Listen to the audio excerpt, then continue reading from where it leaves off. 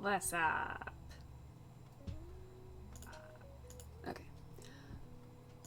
Think all my audio is working. Please let me know if it's not. Hi. What's up?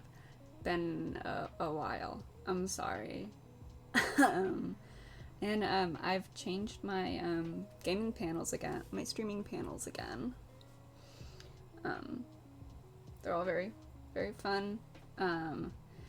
I don't like anything that I ever make. Artist problems.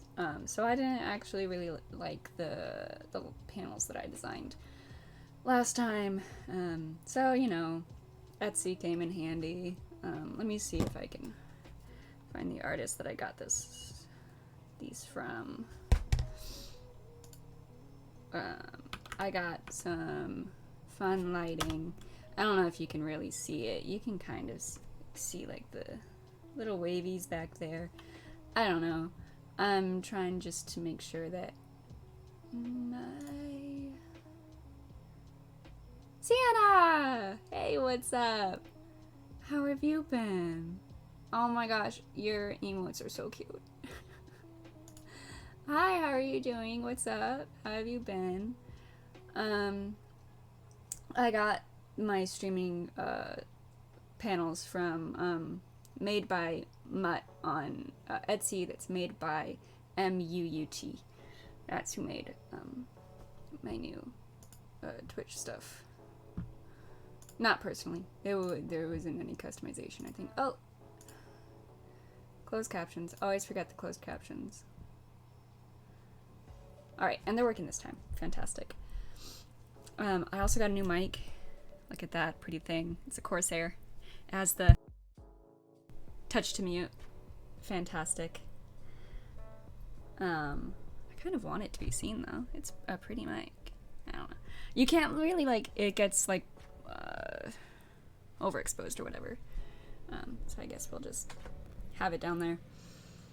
But yeah, so today I thought, oh, I am an emote only. Thank you. Turn off.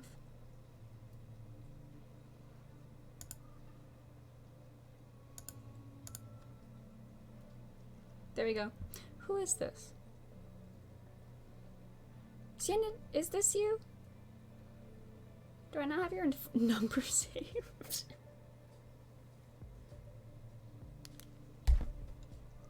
Thank you. I haven't streamed in a while. That's you? Okay, thank you. I guess did you get a new number or do I not have you saved?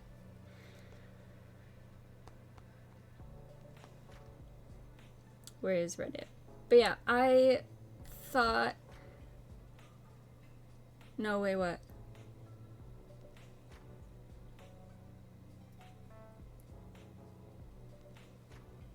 What? I should change the color of my chat because in that little chat box, it's white on white. That's not smart.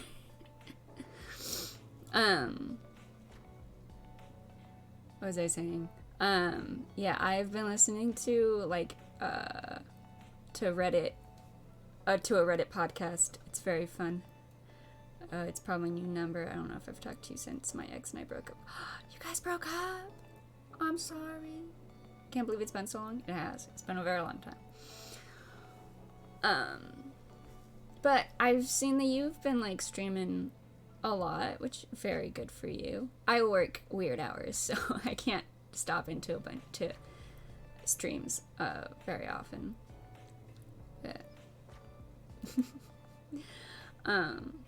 But I've seen that you've been streaming a whole lot, so that's fantastic. It's very good for you. It's, at least for me, it's hard to stay consistent. About to go to my new nighttime job. Hey, nighttime workers, same. I work 3:30 to midnight, so I get it. But I've been listening to this Reddit podcast, The Judgies. They're all over TikTok. They're really good. I recommend them. They're all very funny and great. But wanted to do some content that's lower effort for me, since I'm bad at keeping up with streaming. So I figured let's do some Reddit reads. That's what this is gonna be. I'm gonna call it Reddit reads, as the title says. This is number 1. So yeah, I'm gonna be reading some Reddit stories. I read one of them and then I was like, I probably shouldn't, just to make sure it was good. But then I was like, I probably shouldn't read these so that I can have like a genuine reaction. And so I just go through my Reddit and I save stories that look like they'll be fun and stuff. And then I'll read them here and give my thoughts and opinions. And for my friends who are a part of my Discord, who are allowed to talk in my Discord, they can join in if they would like to also give their thoughts. I'll be in and out while I'm at work, but I'll be listening most of the time. Oh, thank you very much, Sienna. Have a good day at work, or a good night at work. So yeah, I'm just gonna read some fun Reddit stories. I also made a new channel in my Discord. It's, where is it? It's in stream submissions. It's Reddit reads. So yeah, those are submissions. I also have other submissions there. Make me laugh, make me cry. I wanted to, when I first set up my Discord for stream, I was like, oh, it'd be fun to do like those try not to laugh, try not to cry stuff. So if you want to submit stuff to there too, that's also cool. I'll just have my moderators check stuff out to make sure I'm not getting any like gross stuff. Is it not working?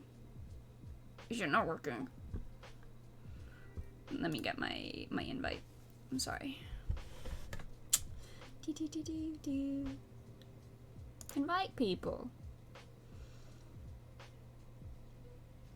Copy. Invite link to a friend. There. I think that's right. Should I not put that in my stream? Sienna, maybe I'll just send it to you.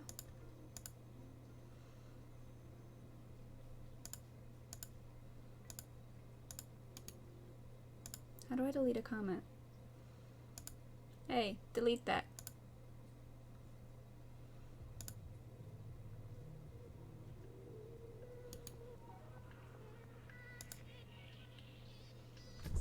One second.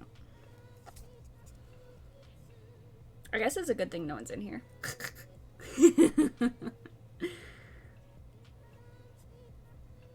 I can go into monitor, or to...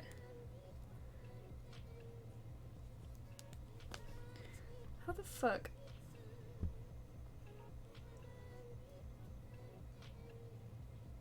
Yeah? Okay, cool. Maybe go to my channel. There we go.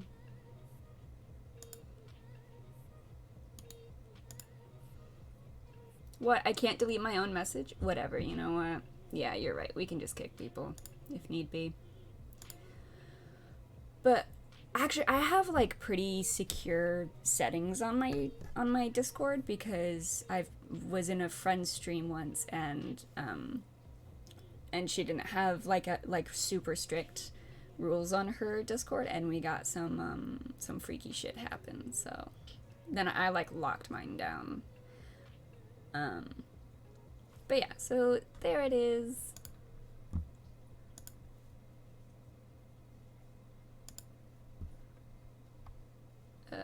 Yeah. Alright, so I'm gonna have... So we're gonna be on the just chatting screen while we go through stories. I have them all on my phone because I didn't want to do extra work to like screenshot the stories and then put them up on screen. Because I'm lazy. So I'm just gonna be reading them off of my phone. And hopefully this is entertaining, and once I get bored, I'll just switch to a game. I'll probably play Stranded Deep. So. Alright. Where's the story that I read? No, I think this is it. No, this is... Okay.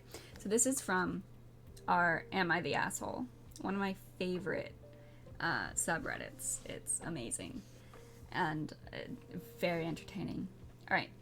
Am I the asshole for not helping my wife with the kids when she wanted to keep them home from daycare and I have to work?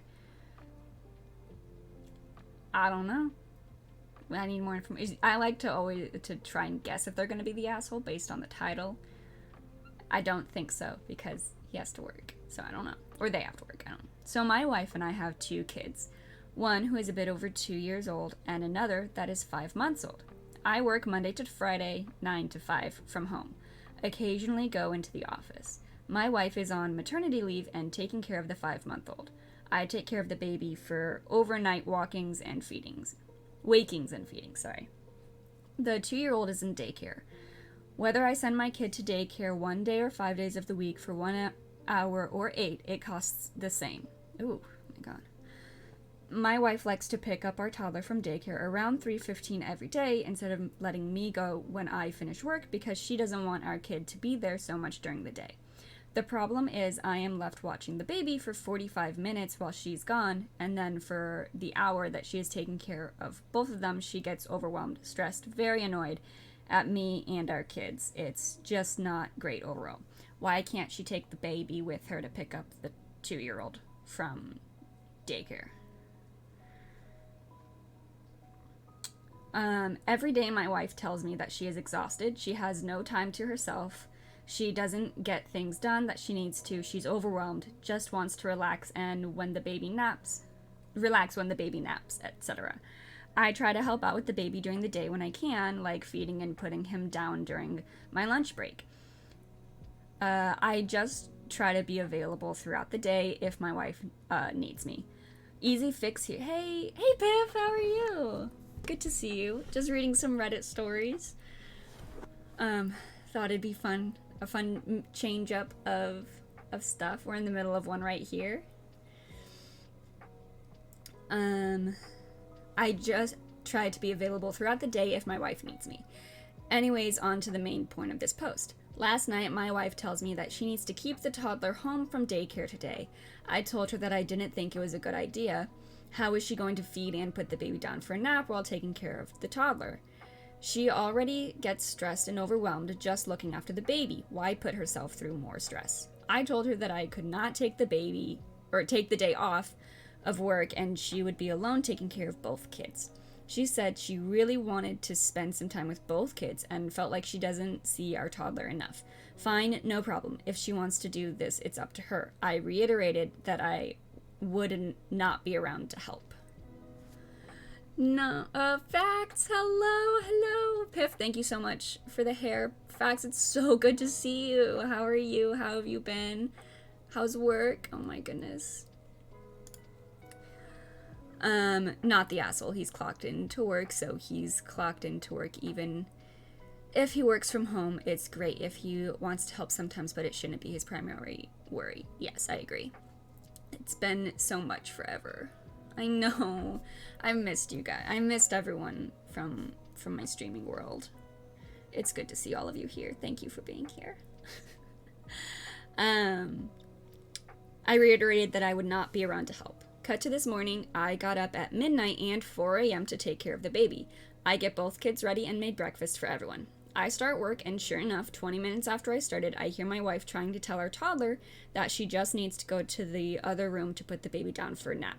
Of course, the toddler doesn't want to leave her side. Toddler starts crying. I can hear my wife getting frustrated. Wife finally leaves to put baby down and comes back. She now has to juggle going back and forth trying to settle the baby by putting the pacifier back in. We are starting some sleep training, and the toddler who wants all of her attention.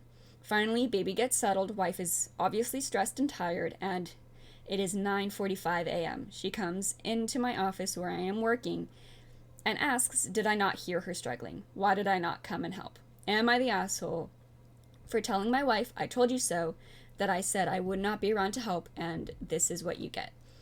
That she should have let me bring our toddler to daycare. I say not the asshole.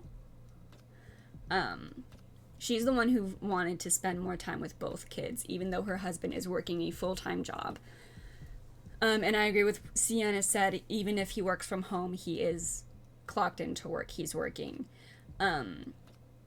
if she wanted to spend the day with both of them, Saturday and Sunday, the husband doesn't work, so he can or help, or it doesn't actually say husband.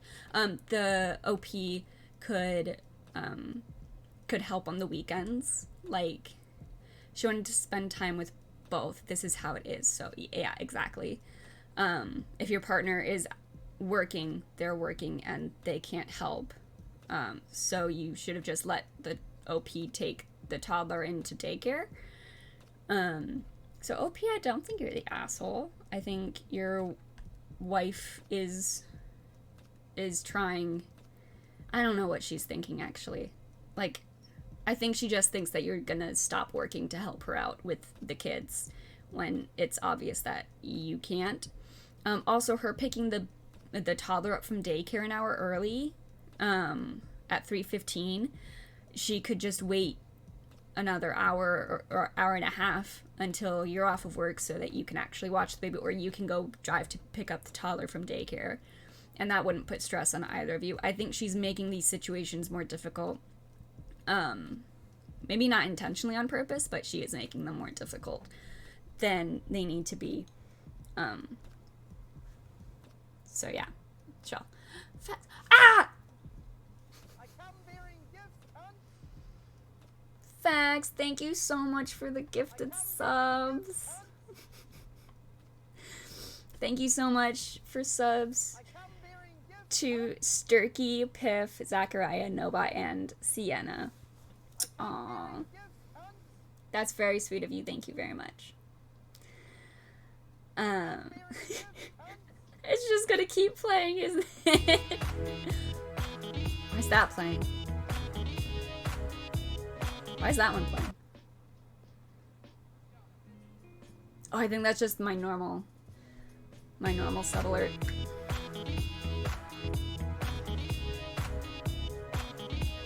It's now gonna play this sound 5 times because all of these count as subscriptions. And this is the sound that plays when I get a subscription. Thank you, Fax, very much.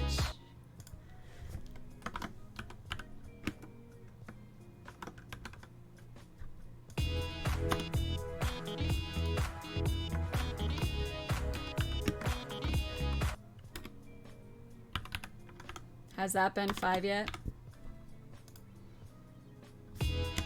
Nope. And I forgot to do this at the beginning. When all of you showed up, so there you go. Oh god, don't send people to... I mean, weren't you going to, though? Weren't you?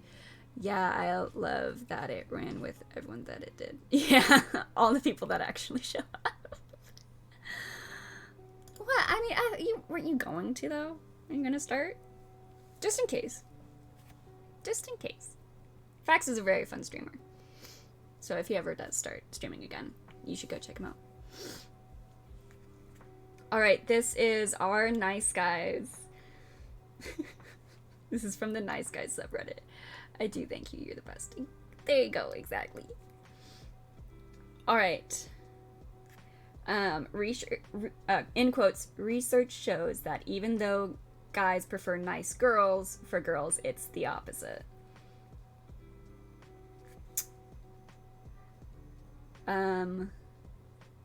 Alright, so this is an interaction between, I'm sure, the cringy guy and a woman that he is pursuing. I love her just popping out of the curtain. Alright. And I'm gonna of course use voices, you know. You don't send, you say. However, rules are meant to be broken. Oh my god, just leave me alone. What part of I don't send do you creeps not understand? Well, that's a reaction. LOL. Chill, this is just messing around. I don't care. I'm sick of you weirdos having no interpretation skills. You are the 4th person to ask today, and it's creepy, especially because it literally says it right there. Honestly, I'm sick of us weirdos too. Besides, I didn't mean it though. But, you know, whatever. It is really not that difficult to not be an utter creep. True, but in your opinion, how should I improve myself?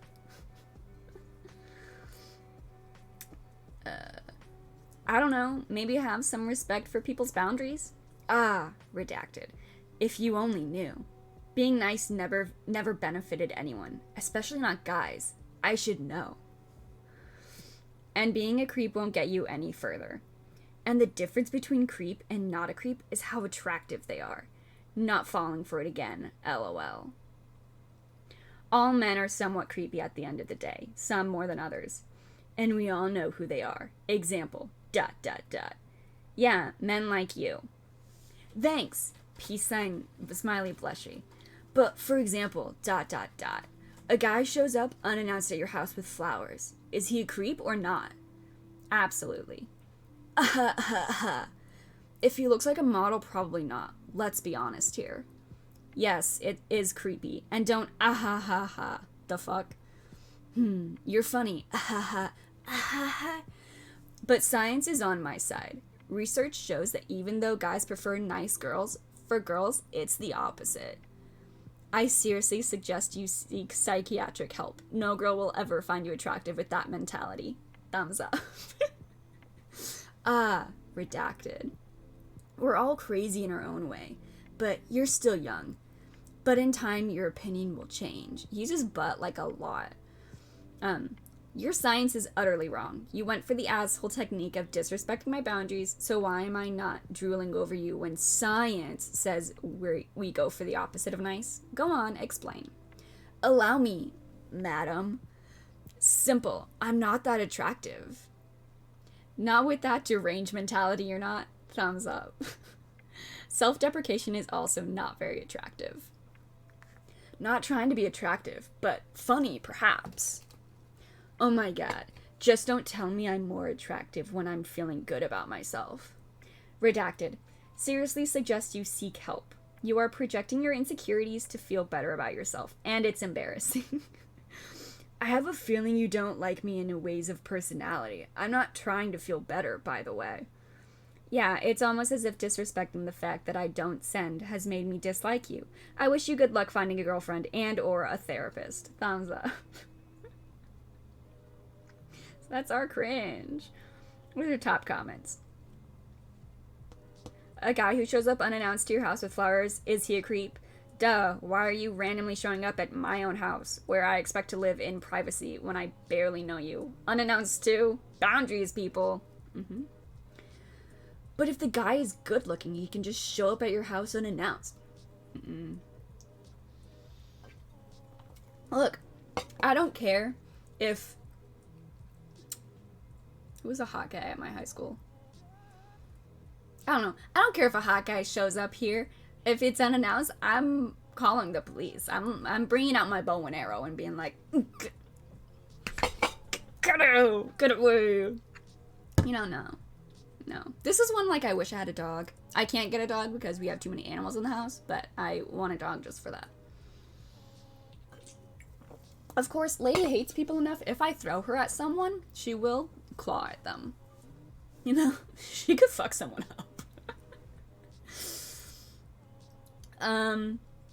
Oh, this next comment. Fucking Ryan Reynolds could be out there and I wouldn't open the damn door. Fuck off, dude. That's creepy. Yeah. Artillery animal. Exactly. I don't care how friendly your cat is. If you throw them at someone, they're probably gonna react negatively. Alright, this is petty revenge. I love petty revenge. My employer tried to steal $38 from me, so now I made them pay $5,000. Oh my god, this is just a block of text. Okay. Come on, people. Put in little paragraphs. Okay. Back in 1998, I moved from Michigan to Virginia and took a job as an irrigation tech for a large regional landscape company. Within 6 months, I learned my mistake as working as an irrigation tech for landscapers suck. You are treated as a necessary evil and always get the shitty end of the stick. I had heard through the grapevine that some area managers had screwed up a couple big maintenance contracts and that somehow they were going to try and make me the scapegoat. Okay, so they had messed up some contracts. So I promptly went to this second contractor I had interviewed for originally and got a job there and put in a 1-week notice. My manager was really pressuring me to give them more notice until I told him that if he asked me one more time for more notice, that he would notice the following morning that I didn't work there anymore. So at the end of the week, I turned in my uniforms plus my reimbursement slip for $38 petty cash. I was told that I was getting nothing back on my uniforms and they weren't going to pay me $38. I was pissed but just moved on. The following week, I contacted my local labor board and filed a complaint saying that the entire time I had worked for them, I was being paid salary while I was a non-exempt employee.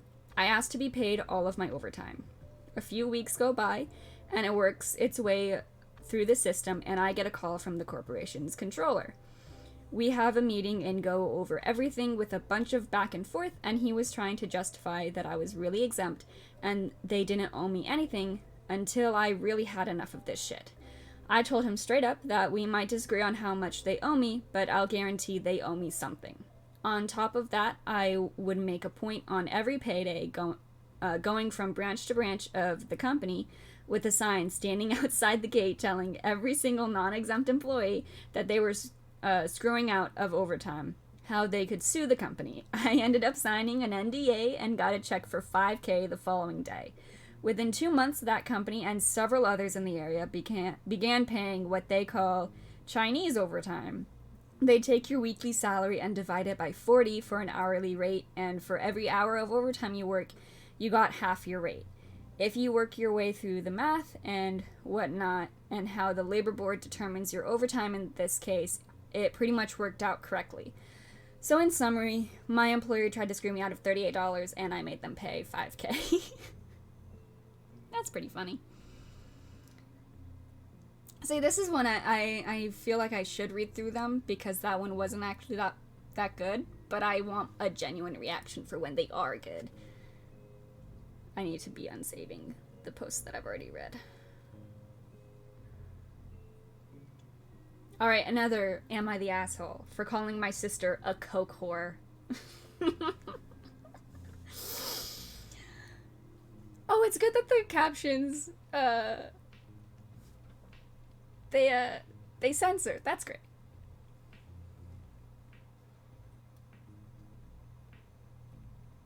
Hold on. Is it gonna play? What the fuck? Why aren't they playing? Oh my god. What the heck? Hold on.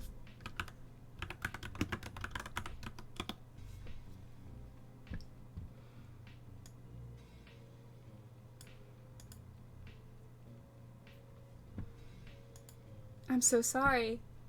I'll figure it out. We gotta hear Hello Darkness.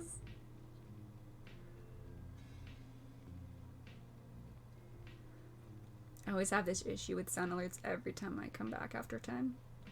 Yeah, it's probably just, it's been a while, you know?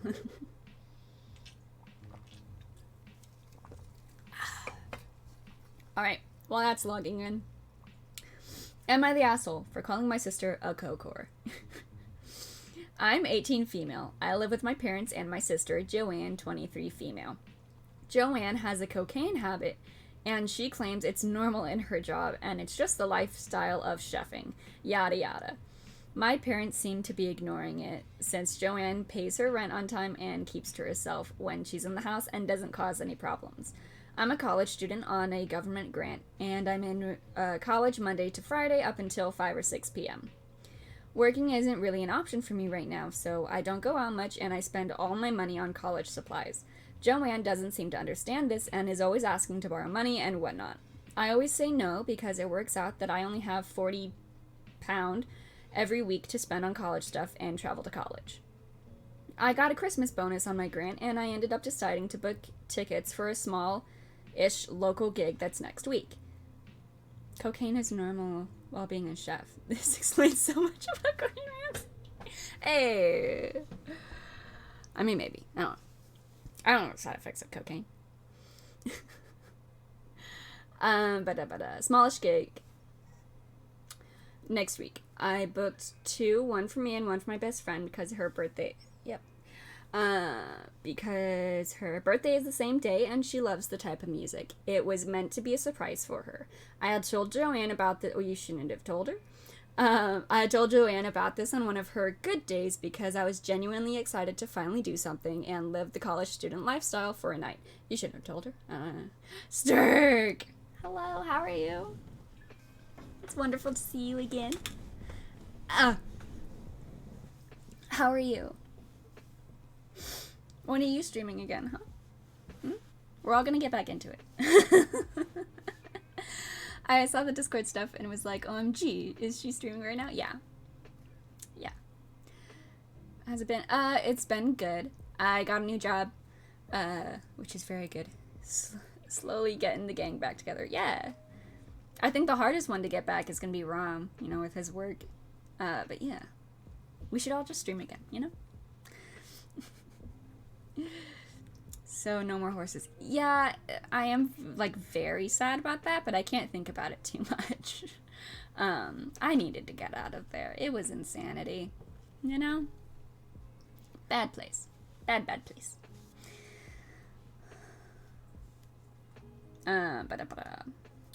The tickets were digital on an account shared with my parents. No.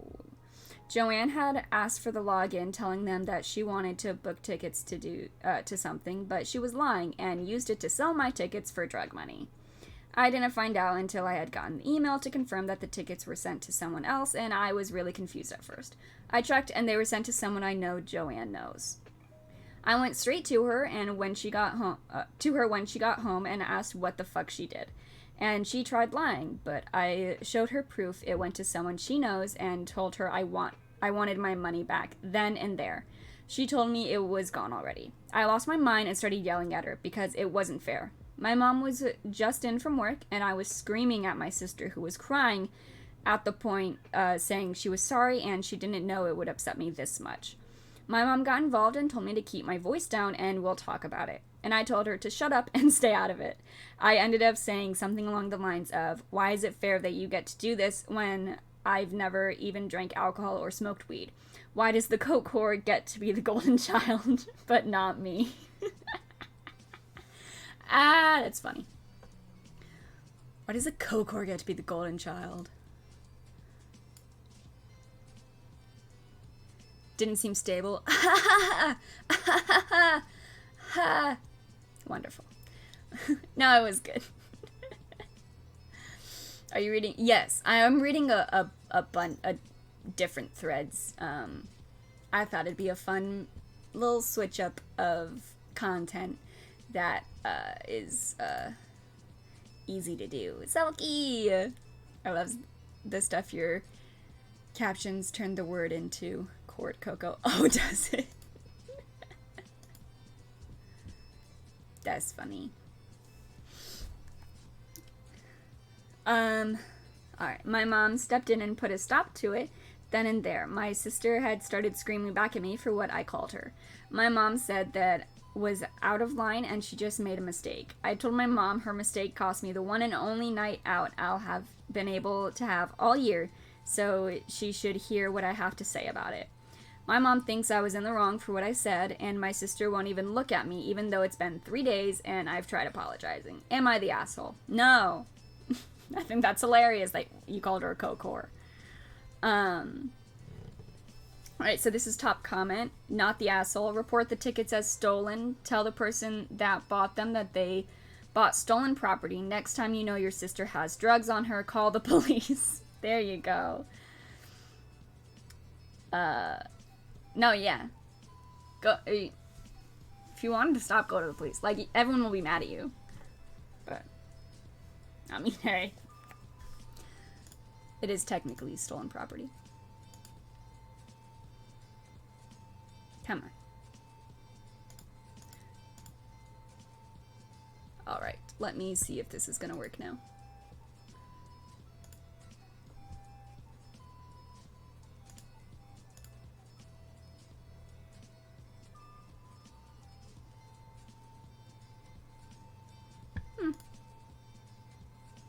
That's odd.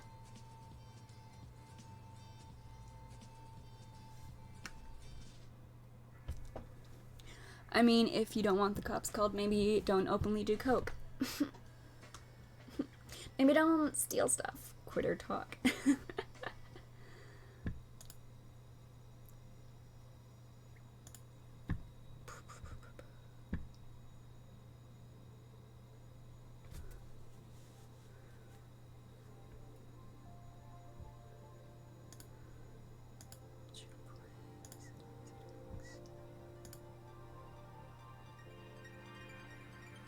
Okay, there's a test alert.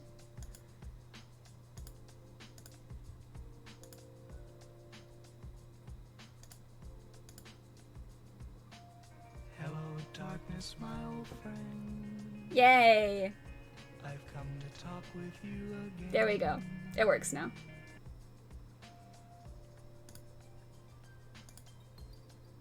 Alright, yay! We fixed it.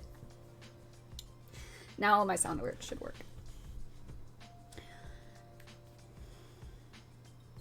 Alright, this is from Grey's Anatomy. This is an Owen hate post. Because I hate Owen from Grey's Anatomy. The person says, JK, it's not that serious. It is that serious, though.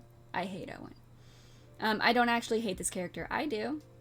However, I forgot how chaotic and toxic he is. He has an emotional affair with Teddy while he's with Christina when she shows up in the earlier seasons. He cheats on Christina with random bar woman, and then he cheats on Emma with Christina. This man has experienced no character development 10 seasons in. He experiences no character development in the following seven either. Owen did have to go ruin everything. I liked him until he did the thing. Yeah. He was okay. He was fine. And then it was just... I'm not going to listen to any woman ever on her opinions. The only thing I like, and this is for season 17, and I was very surprised by this, is that his son Leo is, like, in the 17th season, starts wearing dresses, and is growing his hair out, and is like, no, I'm a girl. And he's actually supportive of him, of Leo, and I'm like... Oh my god, Owen! I did not expect that from him. So I was like, good on you, Owen. It's like the one good thing he ever did. Oh, you didn't? Oh, I'm sorry. Spoiler alert. I'm sorry.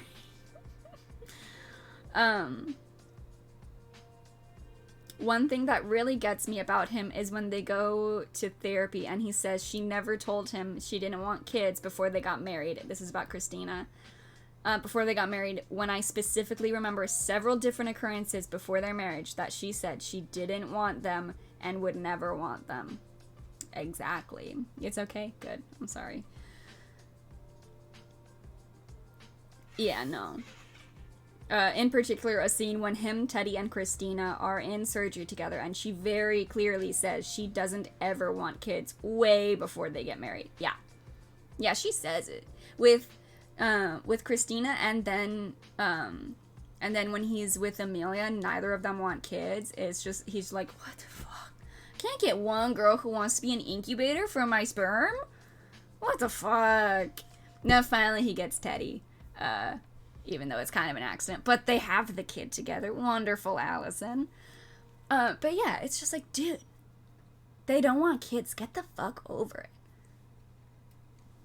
And then there's this one very specific argument that he has with Christina where she's like, I don't want kids. And he's like, why don't you want kids? I need a reason. And she's like, not everyone needs to want to have kids. Like, that's not a thing that, like, it's just programmed into you to want kids. And he's like, yes, it is. I need a reason. And she's like, what's the reason that you want kids? And he can't give her a reason.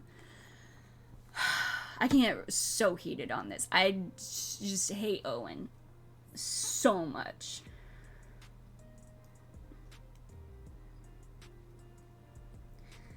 Yeah, I don't despise Owen, but this always kills me. He literally heard her say she didn't want and never wanted kids.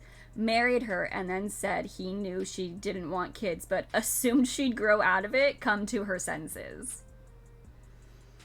then goes to therapy and backtracks and says he never knew she didn't want kids. He was well aware, but he wanted to pretend it didn't exist and then wanted to pretend like he was not told.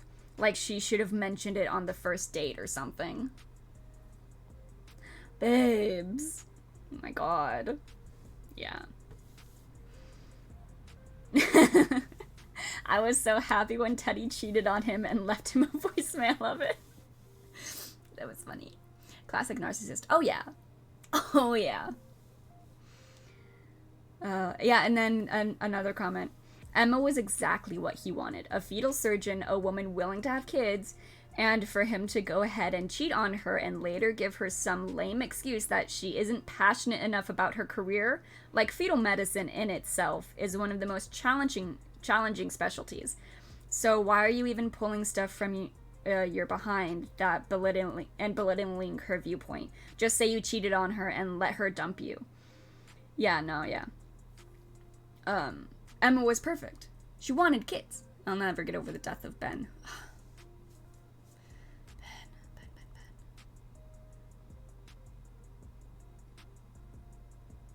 Ben Warren?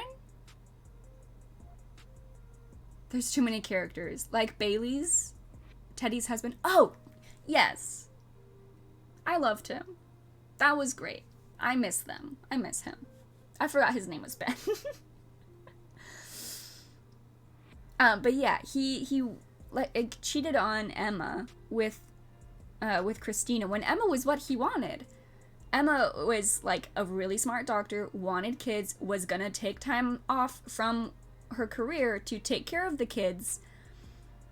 But then all of a sudden he's like, I mean, you just like leave your career for kids? What? And then he talks to Christina and she's like, I'm not gonna leave my career for kids. I would be a bad mother. And he's like, you wouldn't leave your career for our kids? Pick one, okay? He should have stayed with Emma. Today, this is labeled not safe for work. Toxic, yes. Sometimes it wasn't what we need. That's what their relationship always was.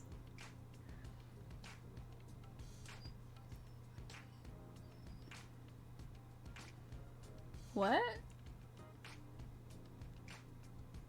I don't understand your...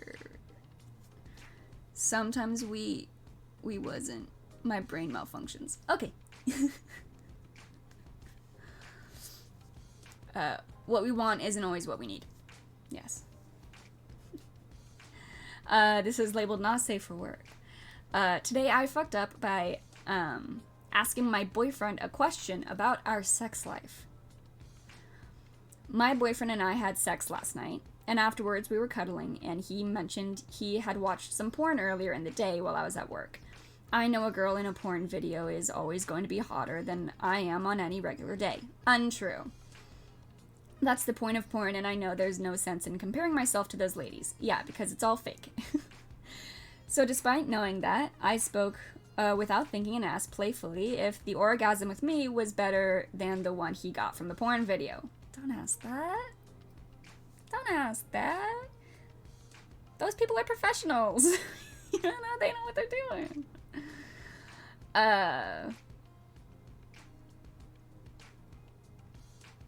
Sorry. His response was that the porn one was better because he'd been really horny and there's a specific actress he likes to watch. Don't tell her the truth.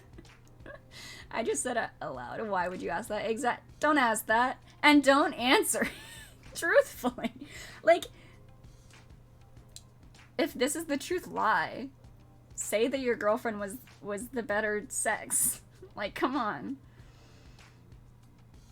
Now my feelings are hurt and I can't shake the self-consciousness I've been feeling since then. All I can think is that I'll never be as good as porn. That's what I get for asking stupid questions, though. I mean, yeah, sometimes it's better to just not know these things, so don't even ask. You're not gonna like the answer. Yeah. And like, porn is very, very produced, and these people are like professionals and they know the fantasy to create to get people off. Like, porn is a fantasy. It's not real.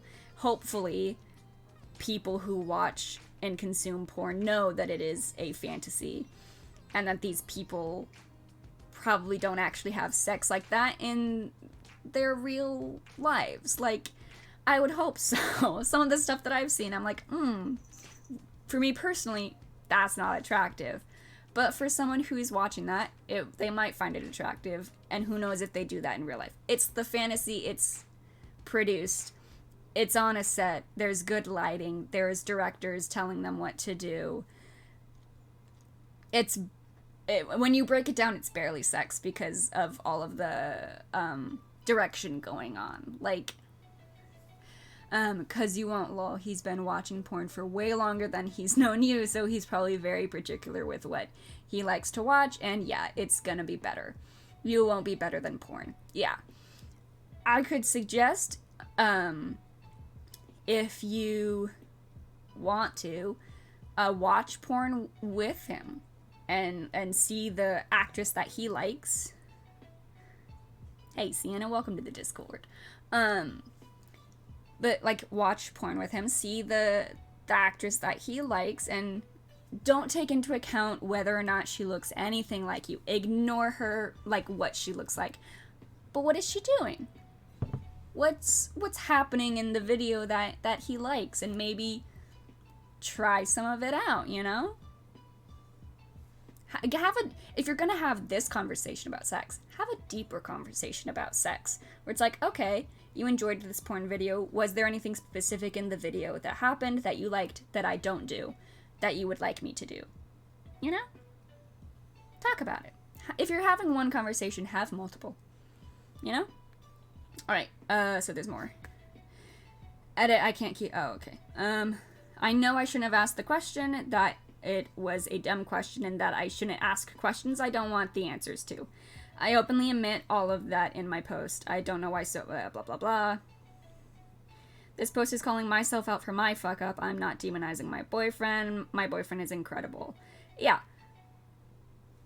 So just ask him more, you know?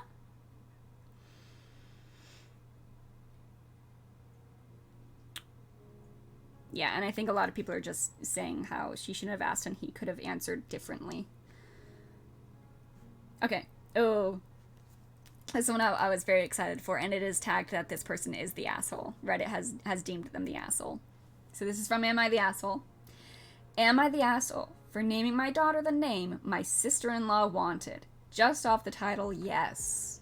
For sure. I, 23 female, have been married to my husband for 2 years, together since high school. I recently just had a baby. We decided not to tell anyone the name until the baby was born. My sister-in-law was also pregnant. We both had very similar names in mind. I liked Mary Grace. My sister-in-law liked the names Mary Kay. My sister-in-law did choose the name first, but our names weren't identical. It's close enough. Sister-in-law still insisted I didn't use Mary Grace still. We did anyways, and when I announced, my sister-in-law called us and had a cow. She said we disrespected her knowing she picked the name first, and now she has to choose a new baby. Such short notice yet. She has to choose a new baby name. Such short notice. We reminded sister-in-law that the names aren't identical and there is no reason to change, but she got upset and hung up. My mother-in-law soon called us later, backing up sister-in-law, saying how childish we acted, keeping it a secret so we could get our way. And sister-in-law wanted to use that name after her grandmother. They were all pretty upset with us. Ew. I feel like I've seen the other side of this from said sister before. There's a lot of... I've read a lot of stories previous where people name their babies similar names. The first name is still the same, so yes, I'd say that's fucked up. Yeah. If they had the name picked out before first and it's after a family member, I feel like you gotta give them the name, you know? You're the asshole because you knew this damn well that the reaction would be That's why you kept your baby's name secret. No, the names aren't identical, but you still deliberately caused family drama where there didn't need to be any.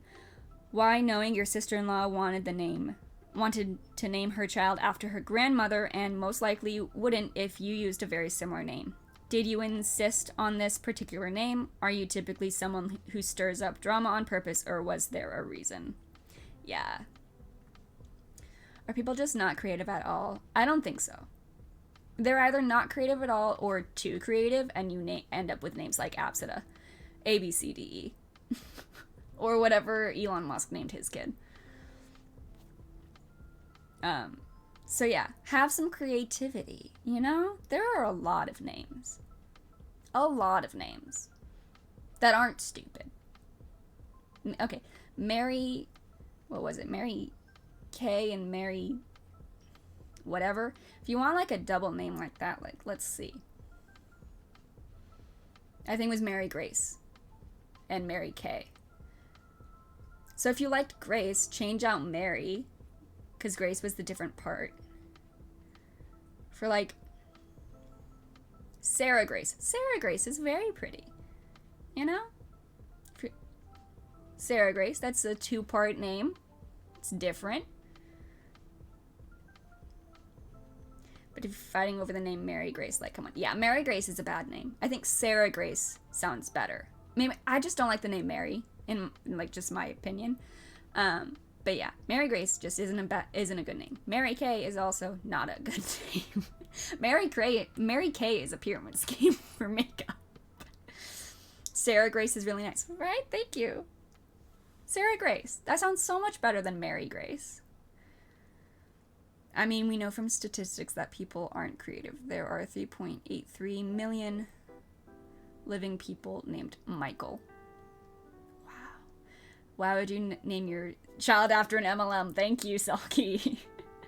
I know one Sarah Grace, and she was a high school bully, so oh. Well, I feel attacked.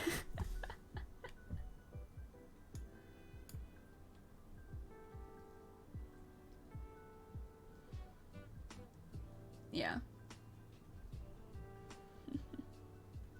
So yeah, find a different name. Find a better name. That's not a good name to be fighting over.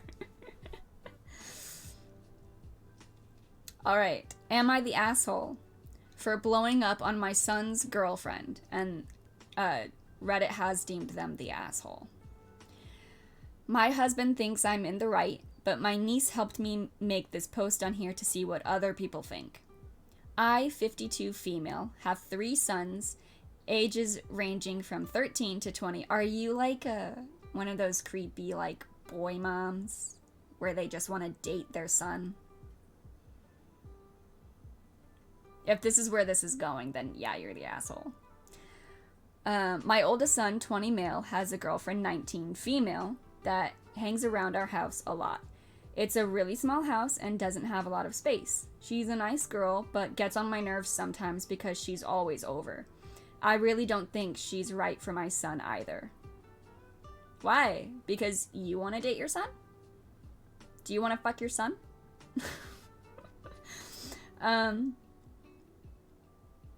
Our tap water has a weird aftertaste, so I order gallon water bottles and use them to refill a big glass bowl with tap. Okay. It's not cheap to get water and other groceries delivered, so I tell my son's husband and girlfriend to be courteous of the other people who live here and not use up the water, as it runs out fast in our big household. Wait, big house? Oh, big household. A lot of people, small house. Well, why do you have to have it delivered? Can you go pick it up?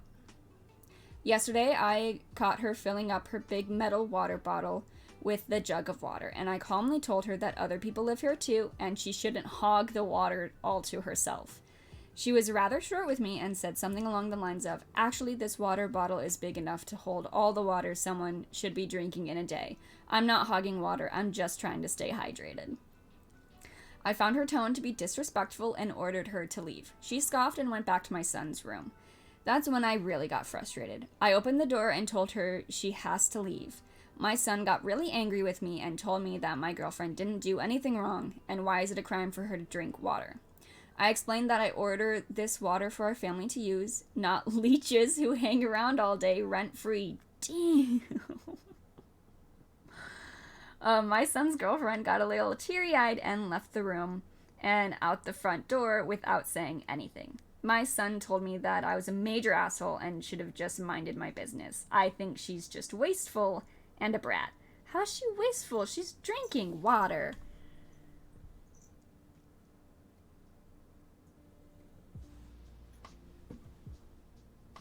Okay, never mind.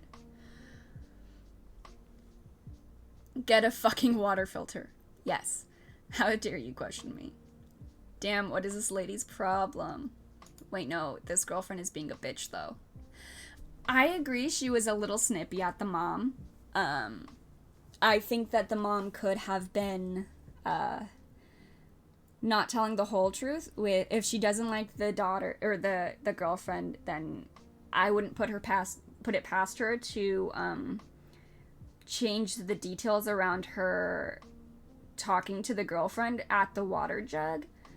And I calmly told her that other people live here too. This is her point of view, so she might have not actually said it calmly, and yeah. I think the mom was like taking it too far, but the girlfriend was disrespectful. I agree the girlfriend was a little disrespectful. I think the mom cares way too much about the water jug, and that, as Fax said, could just get a water filter. Or, why are you having groceries delivered? Can you not pick them up? Are you not in a situation to be able to do that? And you don't know the girlfriend's home life. You don't know what the girlfriend's home life is like, so maybe she spends so much time here because her parents are trash. Her house, her money, but still, sounds like she just doesn't like the girlfriend. Oh yeah, for sure. But I think at some point you have to be like, hey, please do not use that tone with me when you're the adult. Technically, she is an adult, but like 19 and dating your 18-year-old son. The son is 20, but yeah, 19 and 20-year-olds. But yeah. Yeah, I think both of them could have handled it better. Yes, also that we don't know if the mom has health issues and can't pick up the groceries. But then can someone else go pick up groceries? I feel like there are other things that you could have done to remedy this situation. The mom is probably biased, just not liking the girlfriend for hanging around, but we don't know why the girlfriend is hanging around so much, if her home life is good or not, or if the boyfriend is not allowed to be over at her house. If the son, like, because the son could go over to her house and hang out there. Again, I think this all could be fixed, as Fax said, with a water filter. Just get a water filter. Tap water has a weird aftertaste. Yeah, probably because there's shit in it. Get like a Brita filter that you can put in the thing, or just a filter that you put onto your tap. I think both were disrespectful here, and I think... Would we say everyone's the asshole?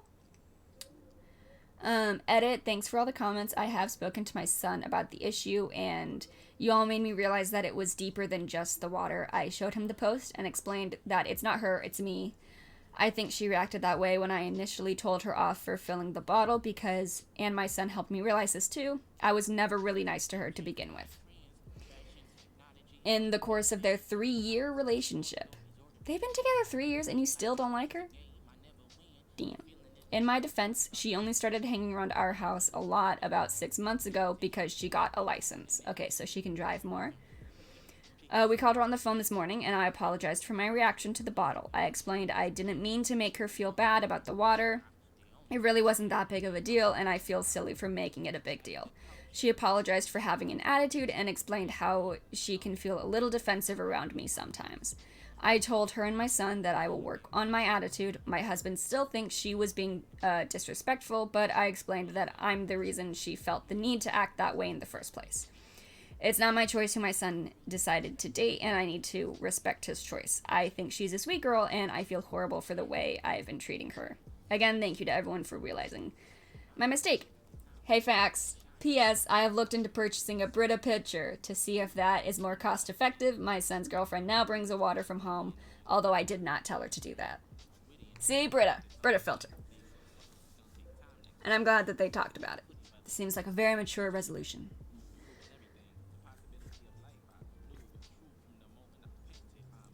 Boom, baby. There you go. Alright. This is from Our Nice Guys. And is this just a screenshot? Alright. I'm a senior level engineer with a 6-figure salary. Haha, well, you don't need to tell me that. I gave up my 20s to land myself in the job I'm in right now. I'm a senior level engineer with a 6-figure salary. No debt. I work out 3 days a week. I am active with hobbies and interests. But guess what? I'm not close enough to being Brad Pitt, so I'm overlooked. All that nonsense about working hard, getting a good career, etc., and you'll have no problem getting a wife if you put yourself out there, all of it is now completely false and doesn't mean anything. So what you're saying is true, that guys are being measured a lot on surface things, like how do they look and how much they can spend. You'll get no argument from me. Maybe have a better personality.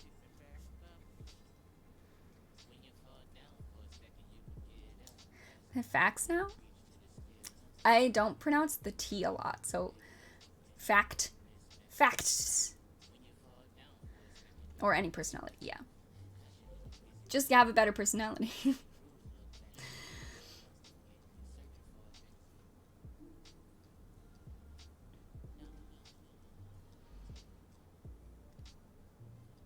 Are there any good comments? Oh, here's a highlighted one. Oh, this is a long one. Sounds like someone I don't want to be around, so maybe that's why you can't get a wife or a good job. He has a good job, he just can't get a girlfriend. Alright. The underlying problem is that these guys are still adolescents, regardless of their age. They have the maturity of a 15-year-old. This is why they don't see women as people. They don't see their role in society as a leader and the protector of women. Males require stress and overcoming it to move into adulthood. They can't realize their final form without it. That plump, pasty body with the patchy hair is from a lack of stressors. The same thing is going on emotionally. They are big, whiny babies who think women, not men, should provide for them. You can see it in the way they dress. Adolescent males wear the same clothes as a toddler does. Adult males often adopt the dress of a working man and show his station in life. This is why so many primitive cultures have rituals for boys to prove their manhood as an external stressor and a signal to move from adolescence to manhood and move from the care and babying of women to the social group of men. To join in the hunt, if you will. Women have strong biological cues and urges. This is a very long comment, and I don't want to read the rest of it, actually. I mean, I am a less than good-looking guy with no money, and I landed a pretty awesome sulky. I think you're handsome. Final form. Final form.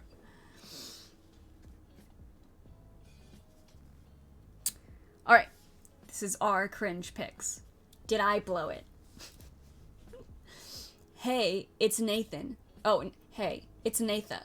Nathan. Haha. My iPhone was set to another language. Smiley face. How are you? Hey, doing some work. What's going on? I'm just catching up on some Game of Thrones. Okay, so I've been told I have this talent, but I've never tried it on someone I haven't met in person. Try me. Haha. It's guessing a girl's bra size. ... Oh, okay. Should I go for it? If you want? 34D?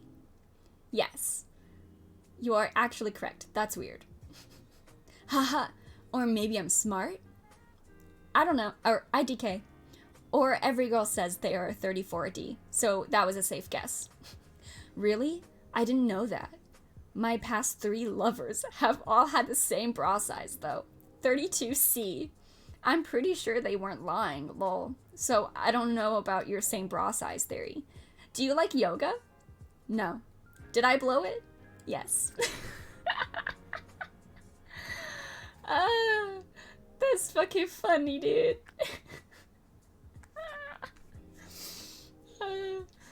Hey, I bet I can guess your bra size. Okay. 34D. Yeah, really? No.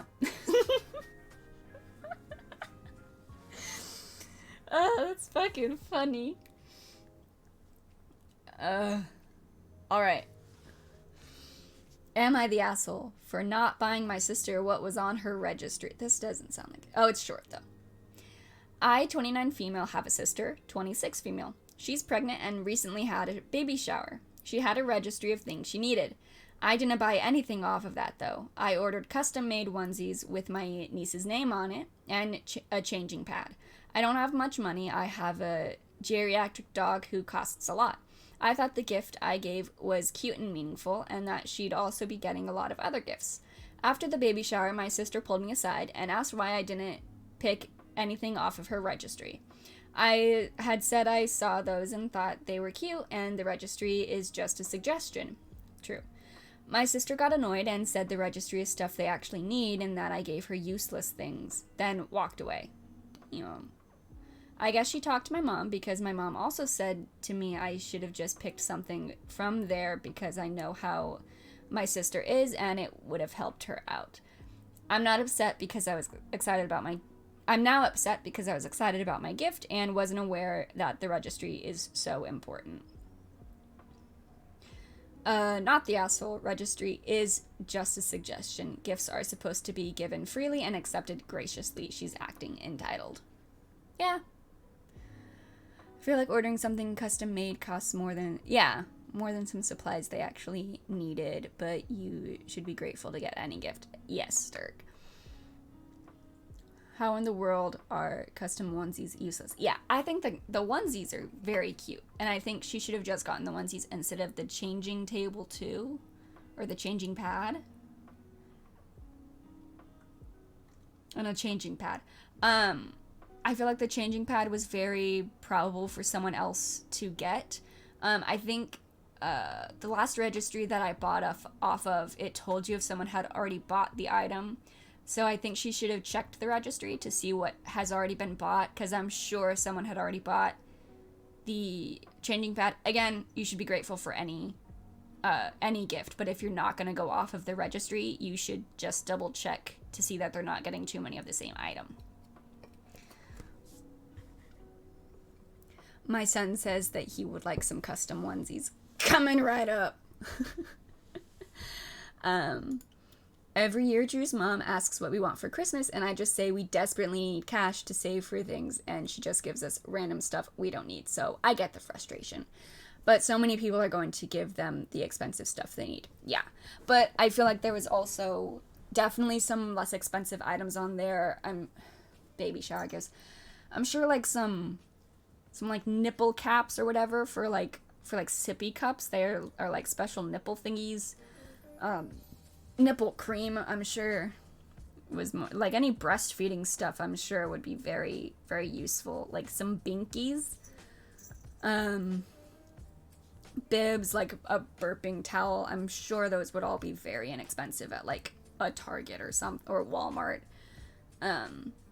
So yeah, it's like she should have been more grateful and just been like, oh, thank you so much. But we already have a changing pad, so is there any way we could get like a gift receipt, or if you could return it and keep the money because you have a geriatric dog, that costs you a lot. But thank you so much for the custom onesies. They're very cute. So yeah, I feel like I would have just gone for the customized onesies. Those are really cute and thoughtful. And I think, as sister, yeah, this is your sister who you've grown up with for they're 26 and 29. Come on. You like, and whenever my sister gives me any gift, I'm just like, thank you so much. Like, come on, it's your sister. You can get all kinds of baby stuff for cheap. Yeah. I feel like if I was the OP, I would have just gone for the custom onesies if they were less expensive than anything on the gift registry. And if I was the sister who got the gifts, I would have, if we already had a changing pad, I would have been like, hey, go ahead and return this. You need the money for your dog, but thank you so much for the onesies. They are precious. Or don't say anything, just accept it. And now you have 2 changing pads, If they already had a changing pad. I don't know, I'm assuming. Honestly, Joe, though, just keep it. And you can re-gift it. Exactly, yeah. She still wanted to get you something. Yeah. Trying to be thoughtful. while going off of the registry, while going off, like, something else that's not on the registry. You know, just keep it. That'd be me. I would be way too, like, oh, I already have this, but thank you so much. I remember, oh my god, I remember this one instance when I was a kid. I loved the Littlest Pet Shop toy figurines. And there was this blue one. What was the blue one? I think it was like a house. There was like a grooming one and then a house, and I don't remember. But I had like this blue little, like, Littlest Pet Shop building thing. And then for like a birthday or Christmas or whatever, I was gifted a second one. And, you know, I was like, oh my goodness, thank you so much. And then later I was like, hey mom, I already have this exact thing. And I think that we like gave it back or gift received it or something. I don't know. But yeah. Littlest Pet Shop, me too. The one with the hamster tube. Yes! The hamster tube! Yeah. I loved that thing.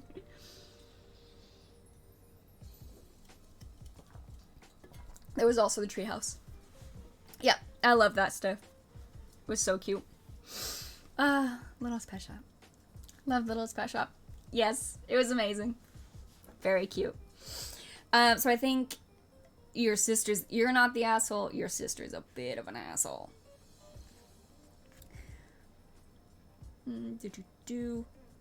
Ooh. This is another Am I the Asshole? Am I the asshole for announcing my pregnancy at my sister's wedding? Yes. Yes, you are. At my mom's wedding, my uncle's then wife wanted to announce her pregnancy at their wedding, and my mom went around to family members and was just like, you make sure she doesn't. She went to my uncle. She went to my uncle's ex-wife and was like, you don't do it. I'll beat you. And yeah, no. After skipping the ceremony, what a bitch. Didn't even go to the ceremony and went to the reception and was like, we're pregnant. No. Not your day. Not your day. But yeah, so she didn't announce at my mom's wedding. Good, because my mom would have beat a bitch, you know? Okay. Oh, Reddit has ruled them not the asshole. Excuse me? Showed up to the reception and announced it to their mom. I wish a bitch would at my wedding. I need some drama at my wedding. Someone do something so I can fight you. Try it, bitch.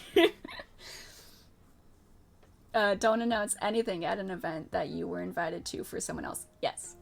Yeah, this is my day. I don't care what's going on. If it's my birthday, if it's my engagement party, my bachelorette party, I don't care. Whatever event, if it's for me, it's for me.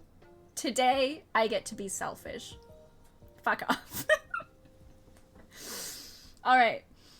I'm through. Lil, watch me take off my earrings. Yes. I need my wedding photographer and the videographer to just catch all the action shots. People have so much trouble just letting one day be about someone other than themselves. Shit, that would be a great business. Pay me X monies and I will create enough drama that you feel justified in hitting me. Yes! We could do... Oh. Damn it, it died. We can do a little... Why does this remote is supposed to control some... the little wavy things over there. And it's changing the light strip that this remote controls. What the fuck? You can make bank, though. If just like, you want some drama at your birthday party? I'll come and spill champagne on you.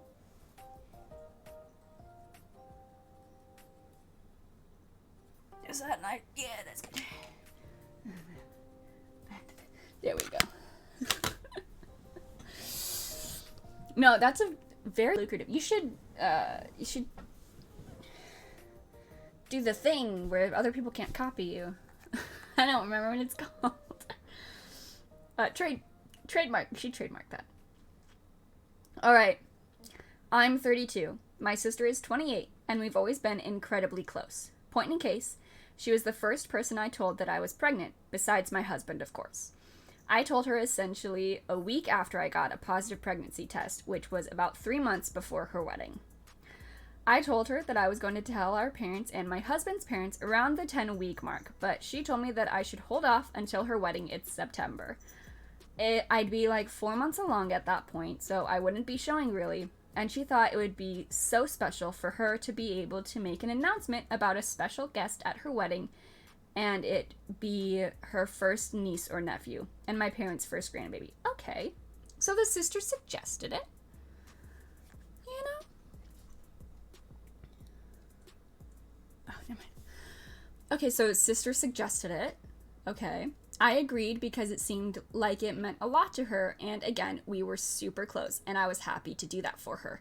I wouldn't, you see, this is again, my pregnancy, I want it to be about me. I don't want you announcing it at your wedding, because that's your day, and I want my day for my baby, you know?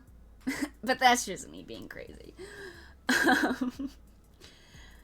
Turns out the first trimester was awful with morning sickness and exhaustion. I would have preferred to be able to talk about it with my mom, but I was willing to grin and bear it from my sister's wedding. No! You see, this is... Okay, now I'm getting why they said not the asshole, because she wanted to tell people, like, now, but her sister wants to make her wait until her wedding for her to announce it. So the sister is making OP's pregnancy about her instead of OP having her special, like, I'm pregnant announcement. So yeah, I think sister's being a little shitty right now. Yeah, of course you want to talk to your mom about, like, the hardships of pregnancy. Your mom's been through it, you know? I would have told my mom. Wow, Uno reverse. Yeah, I would have told my mom. I tell my mom everything already. She'd be first to know, you know? It'd be in the group chat. It's an all-around bad idea. Yeah. Well, the wedding came along, and about halfway through the night, I asked her when the announcement was happening. She told me that she had changed her mind and that her wedding didn't seem like a good time or place to announce my pregnancy. Okay, yeah, sister just definitely wanted you to wait until after her wedding, so all the time leading up to her wedding could be about her. And then you could announce your pregnancy and have it about you. I was obviously super upset since I went through a really awful first trimester with only my sister and husband to lean on. I decided I wasn't going to put the announcement on hold any longer just for her, so my husband and I pulled my parents aside and quietly told them. I told them to keep it private for the evening. They were thrilled, lots of hugs, a few tears, but a very touching and private moment. Literally no one else found out until I announced it on Facebook a week later. That's fine. The Lion, the Witch, and the audacity of this bitch. My sister found out around the same time as my Facebook post when my dad mentioned how we told him about it, and she texted me and called me a bitch who made her wedding about myself. She literally didn't. It was private. No one knew. Fuck off. And she hasn't spoken to me since. I've messaged her and apologized probably a dozen times since then, but she refuses to talk to me. And now she refuses to come see her little nephew, who is almost a month old at this point. My parents and partner think I did nothing wrong since she went back on her word and that I should just wait it out and she'll come around. I'm obviously unsure, as clearly this has made her quite upset with me. And we were so close before. I've seen a lot of comments saying that I was trying to be petty, mean, vindictive, spiteful, hurt my sister, etc. And I just wanted to address that really quickly. If I had been any of those things, I would have made sure she found out that I had done it, you know? She just happened to find out a week later because my dad let it slip. Yeah, nah. Nah, dude, you're fine. Thank all the parents aren't being super weird about it, at least. Yeah. Not the asshole. I was all set to say you don't announce that at a wedding, thinking you grabbed a mic and told the whole wedding. You didn't. You told your parents. Just them. And it clearly didn't create a fuss at the wedding, because your sister didn't even know until a week later. Exactly. There's a video of a wedding bouncer catch, of a wedding bouquet catch, and the bride turns around and hands the bouquet to her friend, and when her friend turns around, her boyfriend is down on one knee proposing. Thoughts on this? I've seen that video, and I think that's fine in terms of just there was a proposal at the wedding, because obviously the bride knew and helped the dude do it. And then I think it all comes down to how the woman being proposed to feels about it. I personally would not want a public proposal, so I wouldn't personally like it. But if the person being proposed to is, yeah, super cute because she was in on it. Exactly. The bride was down with, if the bride and the groom are down, that's their thing. Yeah. If it's a planned thing where they're like, hey, your best friend, or I'm dating your best friend, do you mind helping me propose to her at your wedding? And the bride says yes, that's fine. I would never. Again, my day. Fuck off. But yeah, if they're into it, that's fine. As long as the person being proposed to is okay with it and like would enjoy that. Hopefully they both know the person well enough to be like, yeah, they would like this. And whatever. You know? So yeah, I think the sister just either wanted to be the only one that knew for a while because of some reason, or she just wanted like all of the time up to her wedding to be about her. So she was like, don't tell anyone, we'll make an announcement at my wedding, with no intention of making the announcement at her wedding, because she didn't want she didn't want it to be about you, which I totally get, not wanting to make, and like the scenario where like, hey, I want to do this announcement at your wedding. No. But she's the one who offered to make the announcement at her wedding. And then she's going back on it because she does want the day to be all about her. But I think... Oh, okay, I didn't unsave it. So she told her sister a week after she got a positive pregnancy test. So she was probably like... How long does it take to show up positive? Like 3 weeks along, maybe a month or less along when she told her sister. And then at the time of the wedding, she would be 4 months along, which is past first trimester. That's 4 months for all the hype to kind of die down. I feel like she should have just, as soon as as OP told the sister, she should have told everyone, so that in the 4 months up to the wedding, it could have died down and been back onto like, oh, hey, you're getting married, yay, yay, yay. And then after that, there'd be 5 more months of being like, oh my god, you're pregnant, you're showing now. Like, then, like, you know, have the attention on you for your day, but also share the attention when it's not your day. To be like, oh my gosh, you're pregnant, yay. And then 4 months, it kind of dies down. Oh my god, you're getting married, yay. And then after that, oh my gosh, you're starting to show your pregnancy, your pregnant belly, and then you're having the baby, you know? And her sister still hasn't come to visit the kid. Like another 8 months after the wedding. Yeah, so like the wedding, she would have been 4 months long, so it's 5. So like 6 months, I think. It's been 6 months since the wedding. It's been half a year around. And she's still upset about this. Like, come on, honey. Yeah.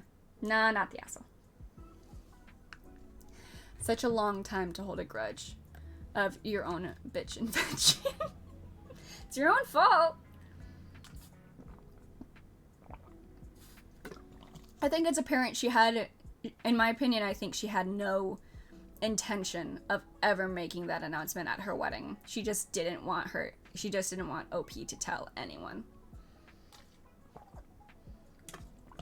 So. Alright.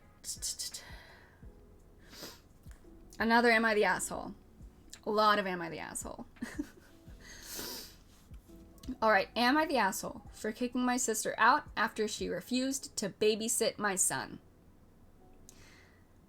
They have been deemed not the asshole, but based off of just the title, kicking my sister out after she refused to babysit my son, I would say the asshole because... Oh, no? You say no? Oh, hold on. Let me think. Okay. I'm going to make up a scenario. I haven't read the story. I'm going to make up a scenario real quick. Your sister is going through a hard time, loses her house or her apartment or whatever, has to move in with you. Stirk, what is it? Which one? You gotta choose. So, like, sister has a hard time, loses her house/apartment, has to move in with sister until she's back on her feet. The sister she moves in with happens to have a child.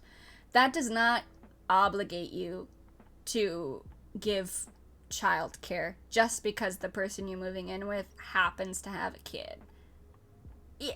Nobody is obligated to babysit a child, especially if you're not paying her for it. Like, I don't care if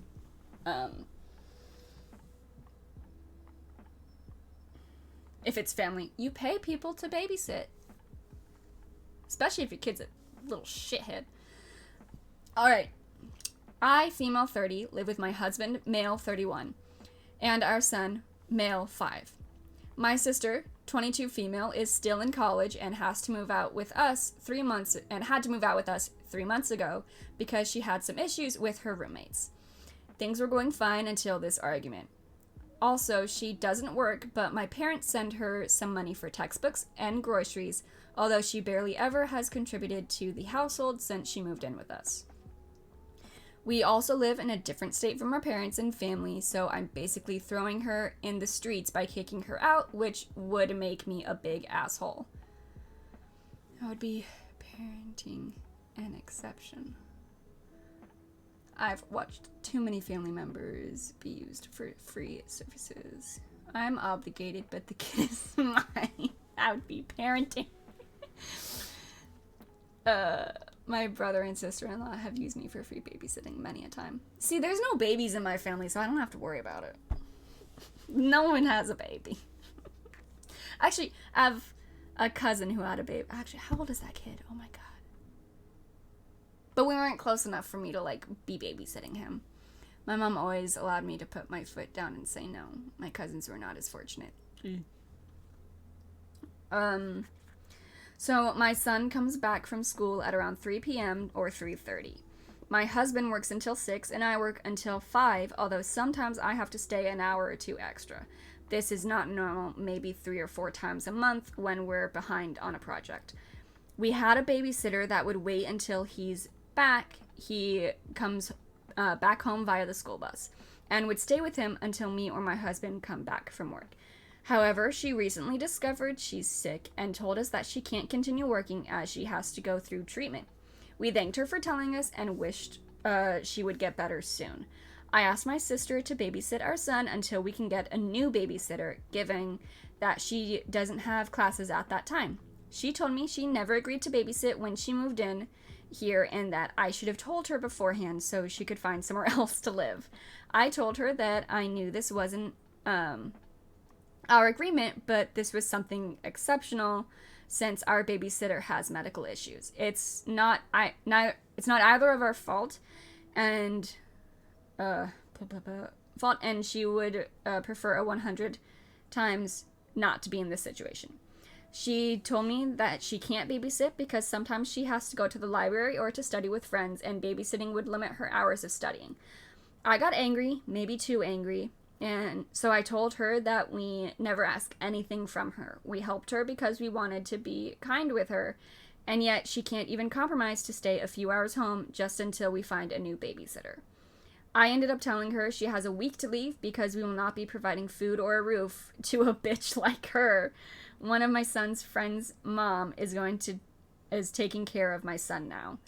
They go back to her home together and I pick him up later. My sister tried to apologize, but I told her I don't want to live with her because she showed me her true colors. She also has told our family, and a lot of them are giving me shit for leaving my sister homeless.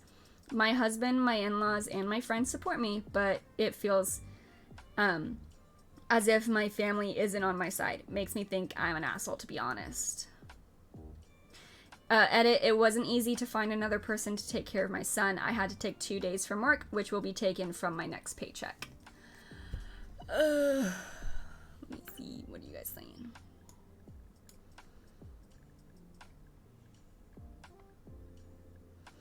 My mom always... Blah, blah, blah. Would you like to watch mine? Selkie and I would pay you pennies on the dollar. It's like what everyone else is paying these days. He's a very good kid. Terms and conditions apply. Please make sure your printer has full ink cartridges before printing the terms and conditions for signature. Exactly. It's only 12 hours a day, 6 days a week for $100. Okay. You have the right to ask, not the right to expect a yes, especially if the girl was in school. Yeah.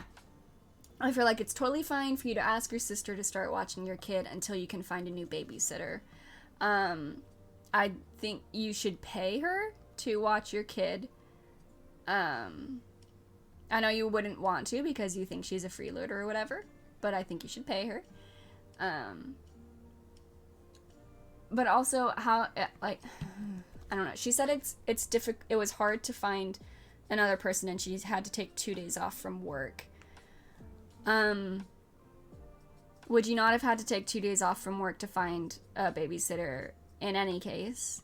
And also, I don't know where they live, so I can't even speak on how easy or difficult it would be to find childcare. But I think if your kid isn't a dick and you're actually paying, like, what is deserved of a childcare, you should be able to find someone. Or find a daycare. Find, like, an after-school daycare or an after-school program. How old is the kid? Yeah, the kid's 5. Just send him to daycare or, like, Little League. T-ball. Sign him up for an activity. Daycare is expensive as fuck. Is daycare as expensive as hiring a babysitter? I know, daycare is expensive. So yeah, I don't know. So people are saying not the asshole. Everyone voting the asshole because parents must never ask for help, must come from a very dysfunctional families. This is not you routinely exploiting your sister. It's asking for help in a sudden moment of need. My family is normal and therefore we scramble to help each other when need be. Then again, Reddit has been teaching me that family dynamics in the US are apparently weirdly cold, individualistic, selfish, and transactional. So maybe over there we would be the weirdos. She should have put that effort into finding a babysitter. It sounds like the need for a new babysitter was very sudden. Yeah, it was very sudden. The babysitter was sick and got sick and couldn't take care of the kid anymore. So I think it would have been very nice for the sister to babysit OP's kid. It wouldn't have been long term. I think that OP was perfectly justified in asking her sister to babysit. But also it's not, it shouldn't be like an expected, like, yes, like she should say yes. If she's not contributing anything at all to the household, otherwise I kind of get being annoyed at the no, but definitely not the kicking out. Exactly, yeah. I get that that OP would be, like, really annoyed because it sounds like parents are sending the sister money for school and for groceries, but other than that, no rent is being paid to OP or her husband for staying at the house. And again, you have to take into account, I think, family dynamics, where it's like, no, you should never take advantage of family, but also if you're, like, a close, like, functional family, you should want to help out your family. So I think OP would want to help her sister finish college and give her somewhere to live, and then sister should also want to kind of pay that back in the childcare. I don't know. This is me going based off of, like, my family, where, like, I would have agreed. Like, I don't like kids. I would have agreed to watch the kid for, like, a week until they found, like, a replacement babysitter. I would have been fine with that. I hate letting people live with you with these hidden expectations, though. Yeah. You can't hang that over someone's head. For sure. I agree with you. Yeah, which is why it shouldn't be like expected for the sister to say yes to the child care, and in turn she shouldn't be kicked out for not providing the child care because it shouldn't be expected. So I see both sides. I say that she's still the asshole for kicking her sister out, though. If she hadn't kicked her sister out, I would say no assholes here, but she is kicking her sister out, and she has literally nowhere to go. So, yeah. Me personally, if I was the sister, I would have watched the kid, but again, that's not me. I'm not in this situation, so. And actually, if I'm in my situation now, I wouldn't be able to because I work 3:30 to midnight. But if I had a job where I had the hours to watch the kid, then I would. It's weird the shit people will burn bridges over. Yeah. Because in this instance, I feel like OP is going to be really mad for a while that her sister refused to watch her kid, but she is eventually going to find a new babysitter and her kid is going to be fine. But she can't take back kicking her sister out. So I feel like the sister is going to be fairly, like, pretty justified in being upset that she got kicked out for not watching her sister's kid. So, yeah.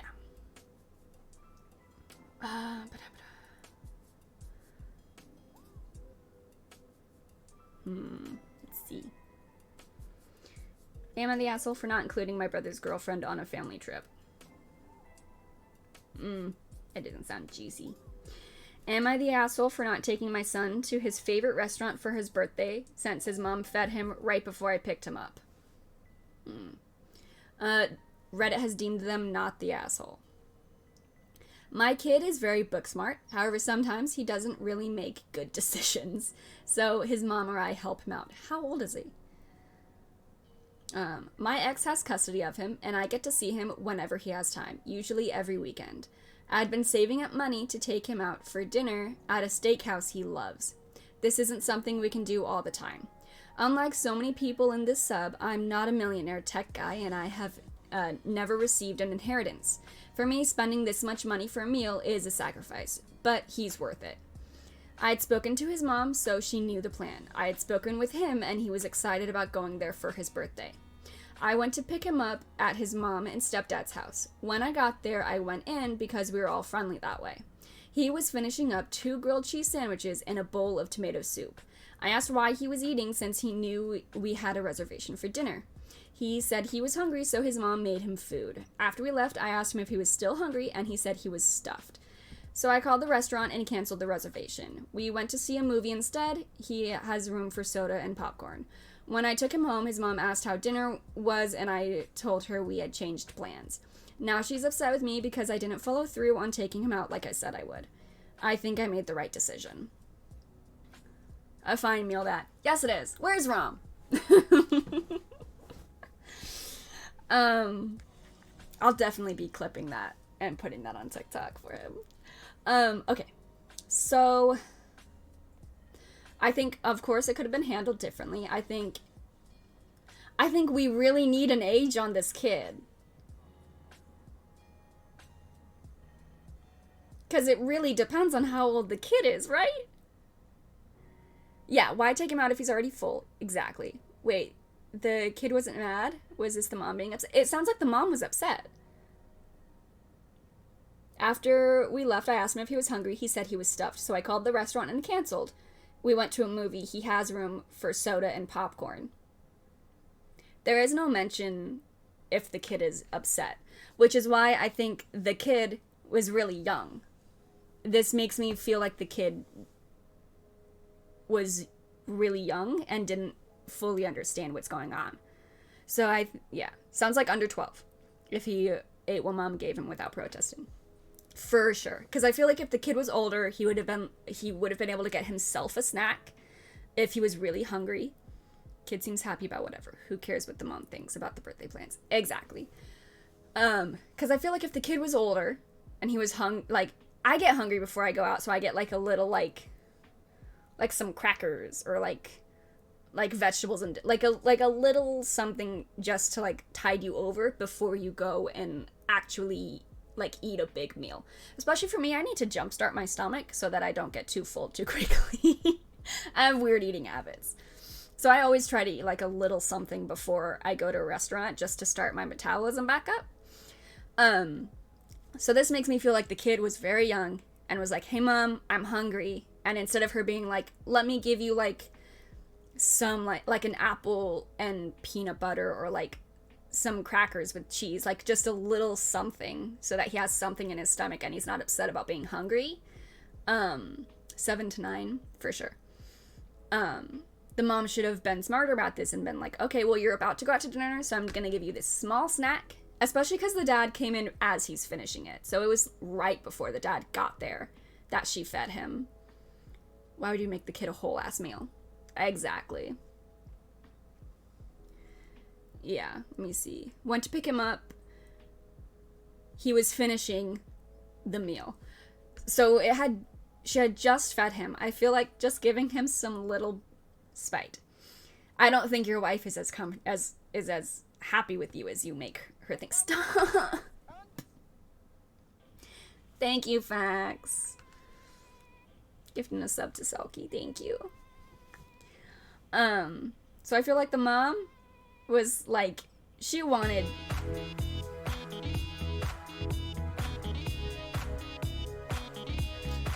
always with these tech issues. Sounds playing when they shouldn't. Sorry. I'm uncomfortable.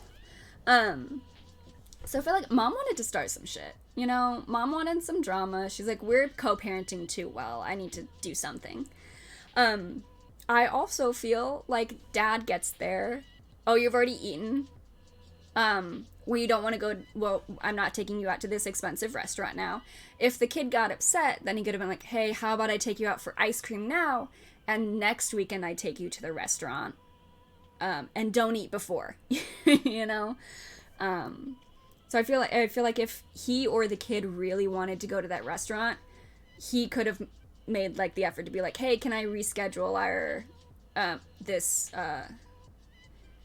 what's it called? The reservation to next weekend," if they really wanted to. But it sounds like the kid wasn't upset, so he didn't feel the need to reschedule for this restaurant, and they had a nice time at the movies. Piff. What a man-child. What ages are these people? There's no ages. OP did not post any ages. So that's why we think this kid was young.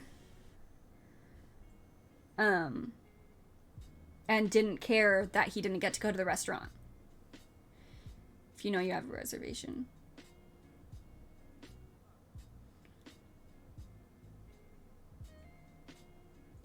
Yeah, which is why we think the kid was young, because the mom made him the meal. The mom made him the grilled cheese and soup, instead of just the kid going and getting like a bag of chips or something. He's probably 25. Oh, the kid's a man-child. Yeah, 25-year-old. "Mom, I'm hungry. Make me grilled cheese." Definitely just got done playing video games in the basement. Or if I think, what did Selkie say? Like, between 7 and 9, Selkie has a kid, so I think they'd know. They could guesstimate better. Selkie and Fax have a kid. So, yeah, I think the kid's probably just young and was hungry, and the mom either didn't think or wanted to, like, be, you know, spiteful or manipulative or whatever, and was like, "Okay, I'll feed you." And then dad doesn't get to, like, sabotaging the dad, you know? So dad now isn't gonna take you to, what subreddit? It was Am I the Asshole? It was on Am I the Asshole. So then mom is, like, purposefully feeding the kid so that dad's not gonna take him to the restaurant, because the dad obviously had to save for this. Like, he can't just drop, I don't know if he's saving up for it. It would probably be like $100 like $100 bill. Maybe more. I don't know how nice this steakhouse is. Like if he's saving up for this, he's not gonna feel comfortable just like dropping this money whenever. So I feel like mom was probably like, oh, let's cause a rift between between dad and kid. But the kid's obviously not upset. So she failed, you know? Yeah. All right, this is on entitled parents. Mother lets kid crawl over our table and ruin our date. I would be swinging. So me and my boyfriend went out for the day. We went for a nice long walk and had ice cream, and then decided we would go to the nice pub around the corner for some lunch. We got there and it was busy, loads of kids there, so we got a table around a corner as it was empty. We ordered our food and all of a sudden some random kid came around the corner, came over to us and started trying to climb on me, which I told him no. Then he started crawling under the table and all over our feet. Where is this child's parent? I want to see you knock out a negligent mother. I'm coming for you, bitch. I don't go out enough, so I don't think it'll ever happen. But if it does, I'm coming for you, negligent mothers.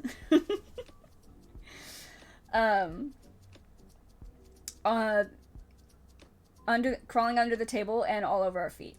I was like, what the hell, expecting someone to collect him, which they didn't. I just kept seeing some random woman keep peering around the corner. Bitch, come get your crotch goblin. Are you kidding me? We can go out cruising for a bruising. Oh, bitch, come get your kid. That's not okay. Anyway, our food came and this kid got a chair, pulled it up to our table, and started trying to put his creepy hands on our plates to grab at our food and crying when I told him no.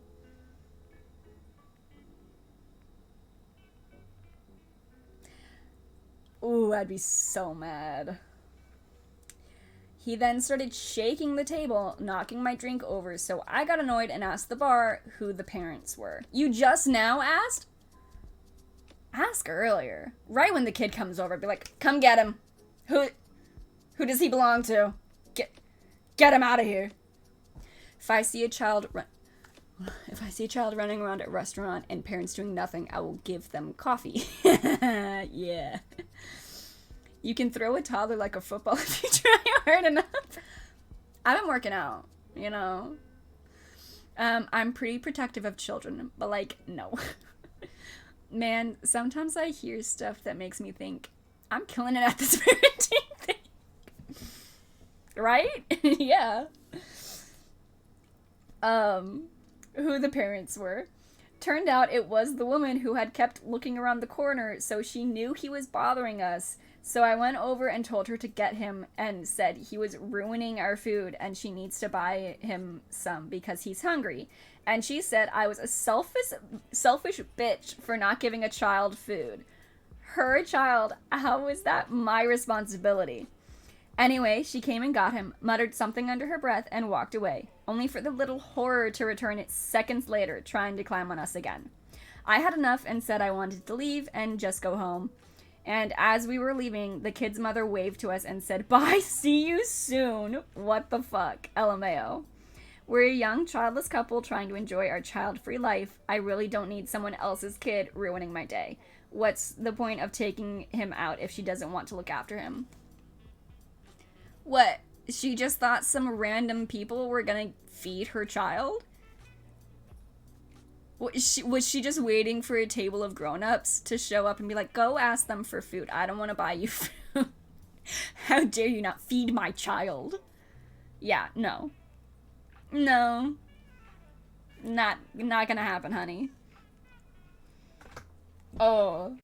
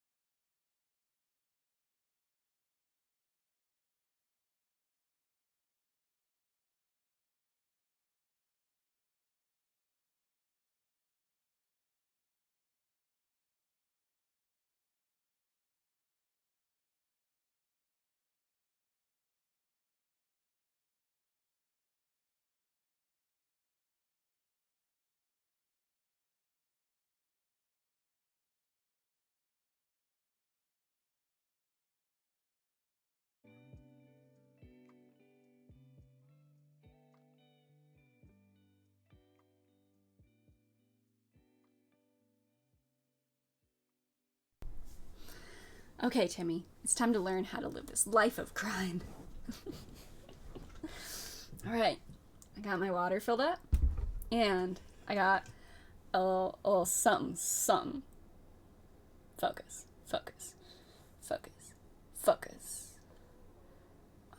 On this. It won't. Okay. It's Ace craft cider pineapple. It's amazing. Oh my god. Let's get this ASMR. Are you ready?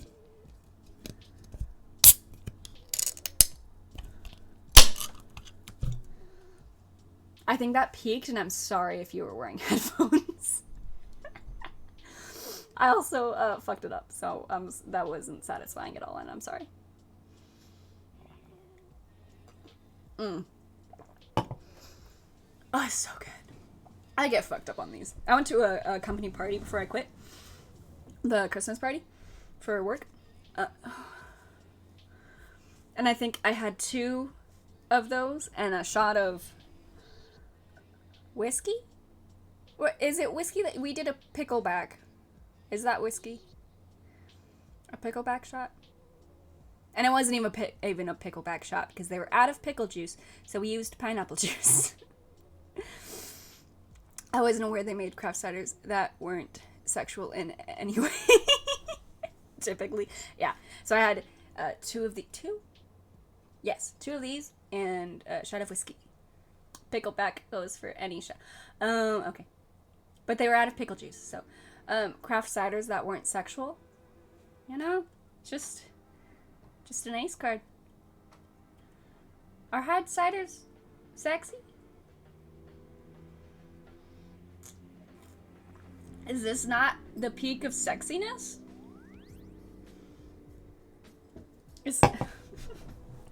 Hold on. Okay. Yes, I am in a recliner. It's amazing. And it's hard to move. Is me in an oversized t-shirt and sweatpants not peak sexiness?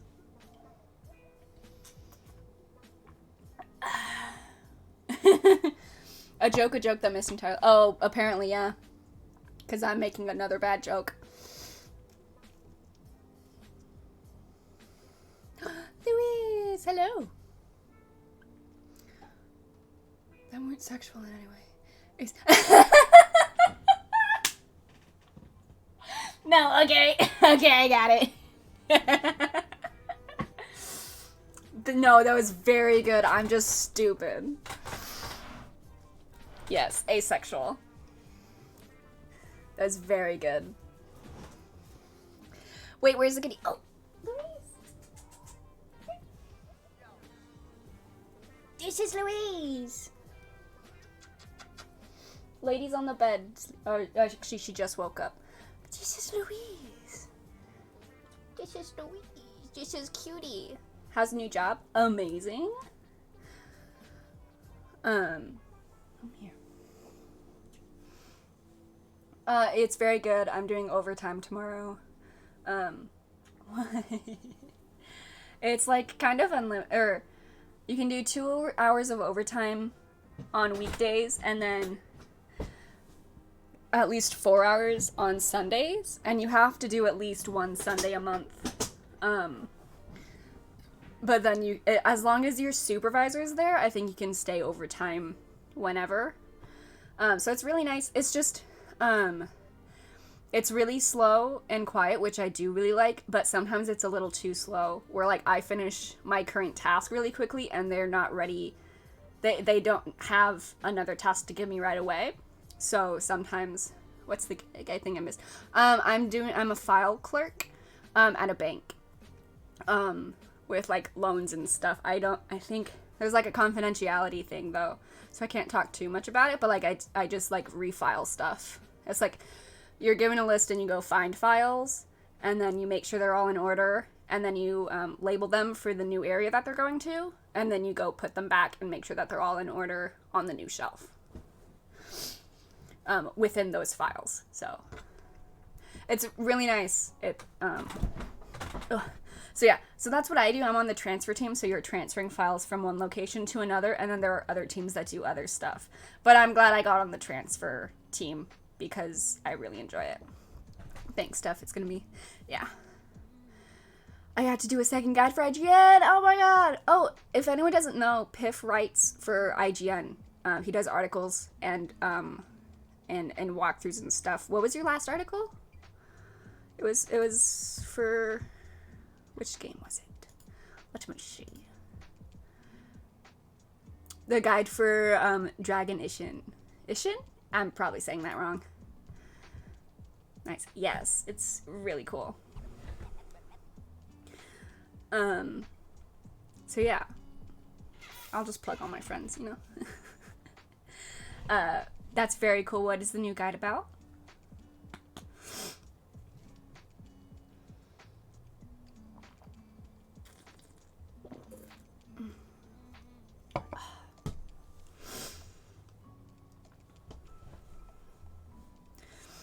Genshin Impact. I have that game. I just have not played it at all. But an event they did recently, very cool. Is that a guide? Very cool.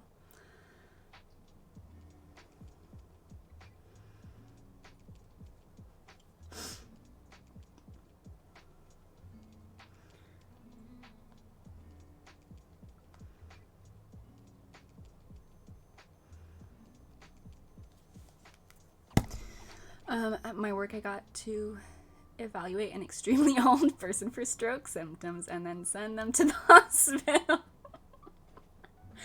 I'm sorry they were having a stroke. That sucks. Do you still enjoy your job, though? Didn't you have a job where you were just at the desk and you didn't do anything? Because that sounds like not doing anything. Wonderful. And actually, I do have to take that back. I have discovered that being paid to do nothing can get very boring, because I am paid to do nothing sometimes. Yeah, it's the same job, but sometimes people try to die in front of me. Oh my god. That's awful. Are they okay?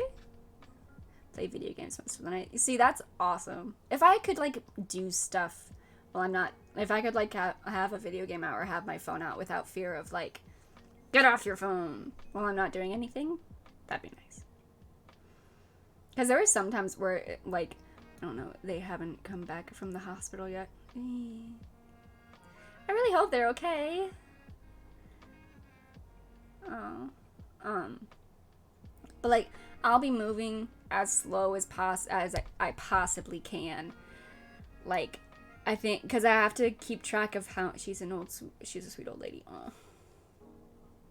I hope she's okay. I hope she comes back tomorrow. But I'll be moving, like, as slowly as I possibly can. And my supervisor will still say, wow, that was really fast. Whenever I come back, being like, hey, I finished. Give me something else to do. He's always like, wow, that was really fast. And I'm like, I just made myself take 10 minutes to put a label sticker on 17 documents. I don't see how I could possibly go any slower. If I was going my normal speed, I would have been done in like 3 minutes. It's just putting a sticker on a folder. You know? And then I learned how to endorse stuff, which is where you just stamp on endorsement papers. And he'll say that, and I'll do like, I don't know, I think I've done, I average like 35 files in like, I don't know, 20 to 30 minutes, I don't know. And then I'll come back and grab another box to endorse, and he's like, wow, that was really fast. And I'm like, dude, I don't know how I can possibly move any slower. And he'll be like, when I'm filing back, when I'm putting files back where they're supposed to be, and I'll come grab another box, and he's like, wow, that's really fast. You've done like 10 boxes of files in a day. And he's like, some people only do like 1 or 2 boxes. And I'm like, I'm really sorry, but how do you only do 2 boxes of files, putting them back on a shelf in a day? You have 8 hours.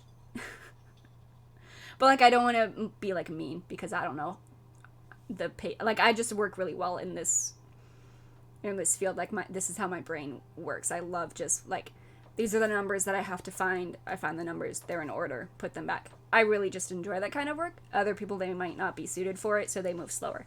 I don't know. I mean, my job is so detached from the rest of the company that I haven't ever met my boss, so they really can't do much to stop me from doing whatever I want during my shift. I mean, fair enough. But yeah, so I'm like trying to move really slowly and I can't. Lady, you're up. You want to come say hi? Come on, the people miss you. Lady. I really don't want to get up again. She'll come over here eventually. Okay. Never mind. I have to go get her. Thanks, Fax. Freaking. The one bad thing about now having a recliner instead of a gaming chair, there are no wheels, so it's hard to push around and get up. All right, lady, come here. Where are you? Hello, you're eating.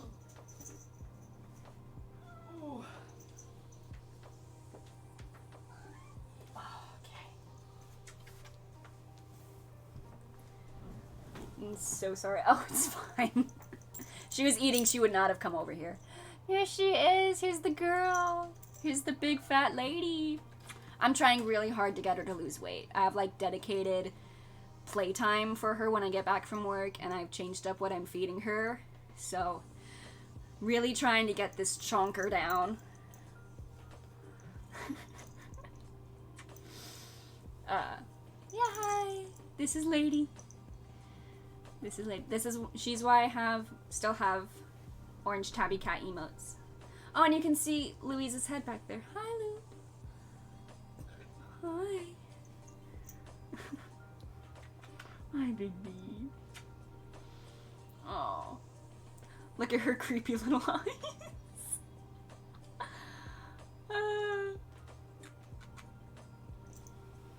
She's so upset. There you go. Bye-bye.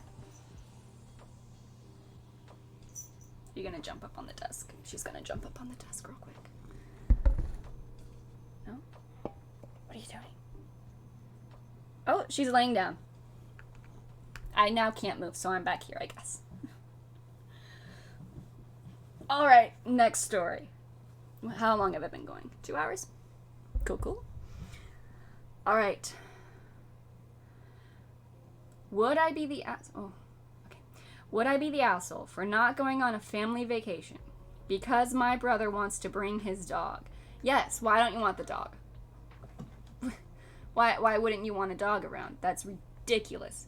I'm going to be volunteering at my local animal shelter because I want a dog and can't get one. So I'm volunteering as a dog walker. Why don't you want a dog around? They're wonderful. And Reddit has deemed them the asshole. Alright, pre-COVID, I, 33 male, would go on family vacations with my family, my parents' late 50s, brother 27, and sister 29. These occurred about every other year. For a multitude of reasons, we haven't done a trip since 2018. I'm married and we have an 18-month-old. My sister has a boyfriend and my brother has some sort of terrier and no girlfriend I know of. Amazing, yes. Have a dog instead of a significant. Oh, and there she goes. Okay. Okay. I'm sorry. Oh, my brother has morphed into a self-described dog dad, and based off social media seems to rarely do things without the dog. Amazing. Love to see it. Love your brother. We live in the same city, but different areas, and we don't see him all that much. The few times I've been around his dog, it behaves fine. It's too friendly for me, and I can't speak to how it behaves for other multiple days or around babies. It's too friendly? Where's the problem? Come on. So you don't know how it behaves around babies. Never the time like the present to see how it behaves around babies. My parents have a Verbo What? I get too friendly about dogs, sensory issues about being licked, jumped on and rubbed against a bunch. Okay. Okay, you're right. I do hate being licked by a dog. I get that. Okay. My parents have a Verbo beach house in Florida booked. In a few weeks, the deadline for a full refund for canceling is coming up, and my parents need to know if we are in. We live in the west side of the USA, so we'd be flying. I found out my brother plans to bring his dog. Of course, it is a small dog, isn't it? It's a terrier. Some sort of terrier. He didn't specify one of the big breeds of terriers, so I'm gonna guess it's a small terrier. Okay. So we are flying. I found out my brother plans to bring his dog. My parents aren't thrilled about it, but it is what it is. Those are my parents' words. I'm not a dog person. I despise them on airplanes. I do not want to travel with the dog. Tentatively, we are on the same flight. I do not want to stay the week in the same house as the dog. I do not want activities based on being dog friendly, and I do not want the dog around my son. Okay. I get the not wanting the dog to be around your kid because you don't know how it acts around babies. Well, I guess we aren't allowed to host channels anymore. This makes me sad. Oh, yeah. They took hosting away. I forgot what the trade-off is. But it's fine. Yeah. And I don't want the dog around my son. Our parents want to stay out of it and have us hash it out. I broached the topic to my brother. Essentially, he isn't flexible on the dog. It is his family, and it is a family vacation. He says my 18-month-old will be far more annoying and loud than his dog. So true. He seems firm on this, and I'm ready to pull out of the trip. If I don't go, the trip will fall apart. May fall apart. Would I be the asshole? So he's been deemed the asshole. You're the asshole. It's a small dog, and you said it was well-behaved. Did he say it was well-behaved? He said it was very friendly.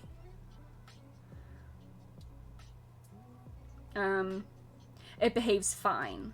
Okay. It's fair to ask the dog is kept away from the baby. Yeah. A baby is far more inconvenience than a dog. Very true.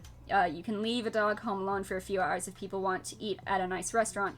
It's rude to bring a baby to a nice restaurant. They have bedtimes and they scream at movies.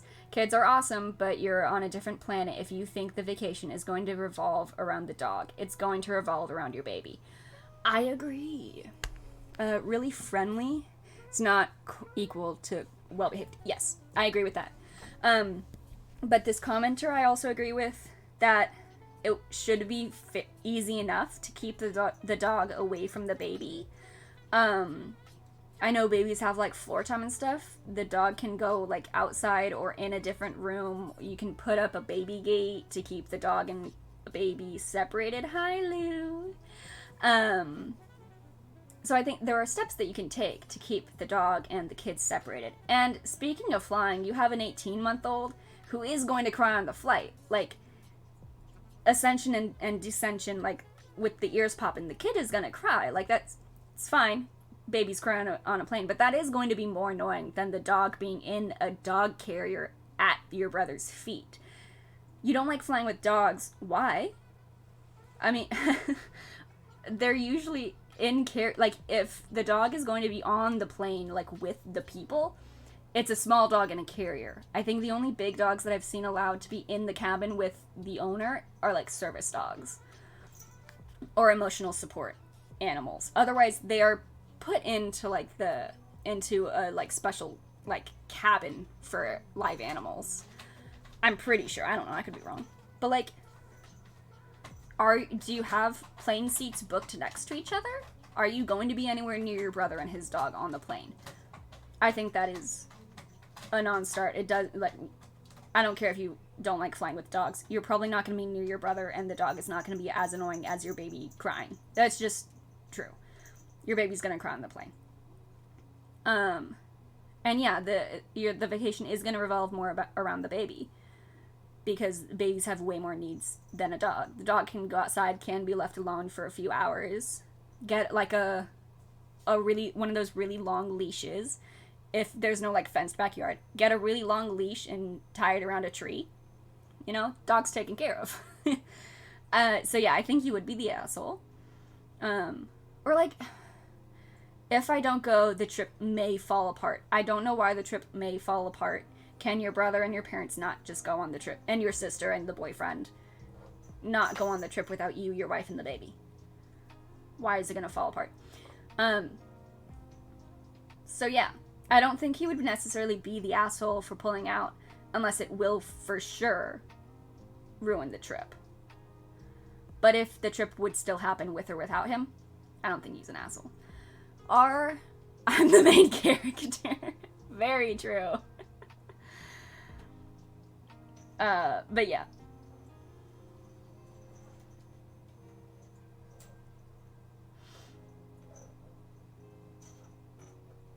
Yeah.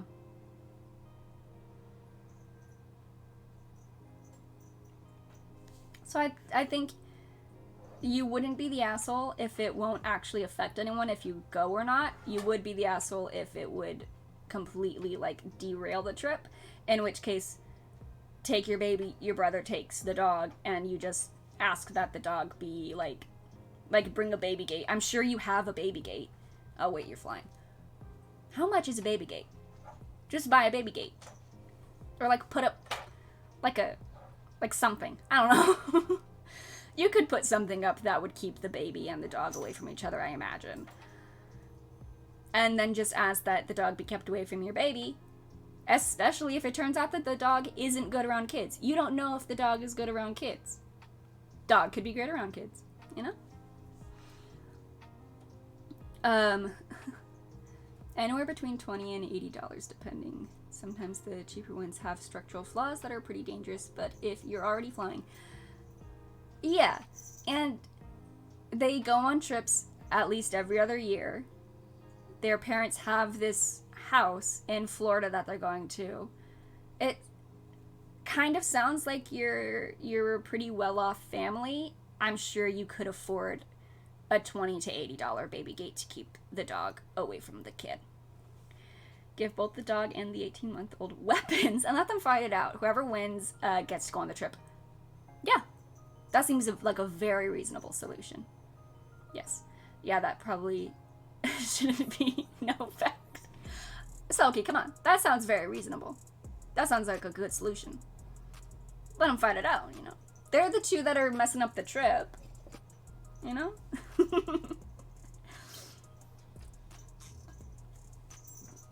Alright. This is from Malicious Compliance. It's a terrier. You're gonna give a terrier a weapon.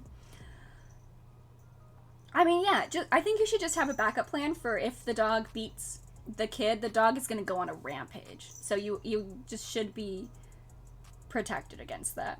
That's just asking for this weapon is being a terrier. So true, terriers are kind of insane. So I guess you just level the playing field, give the baby, like one of those blow-up inflatable little bats. That's not inflated all the way, so it's really flimsy. Okay, malicious compliance. Exactly. Give the baby a knife. Aye! Yeah, just an inflatable bat. I think a knife is overkill. It's going too much in favor of the baby.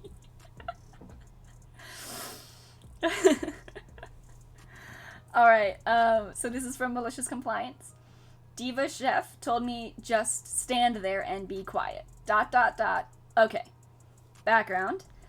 Let me take you back into my past. Again, I'm in the kitchen in a large culinary company, catering company. You get these more often than most. A diva in the kitchen. Could be a cook, a chef, or someone with a lot of attitude. Let me introduce you, Chef Smokey. Reason explained in a moment.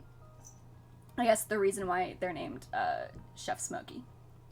At the time, he was a line cook with some attitude issues. He had just joined on with us, and he acted like he was gonna be the next top chef in this company.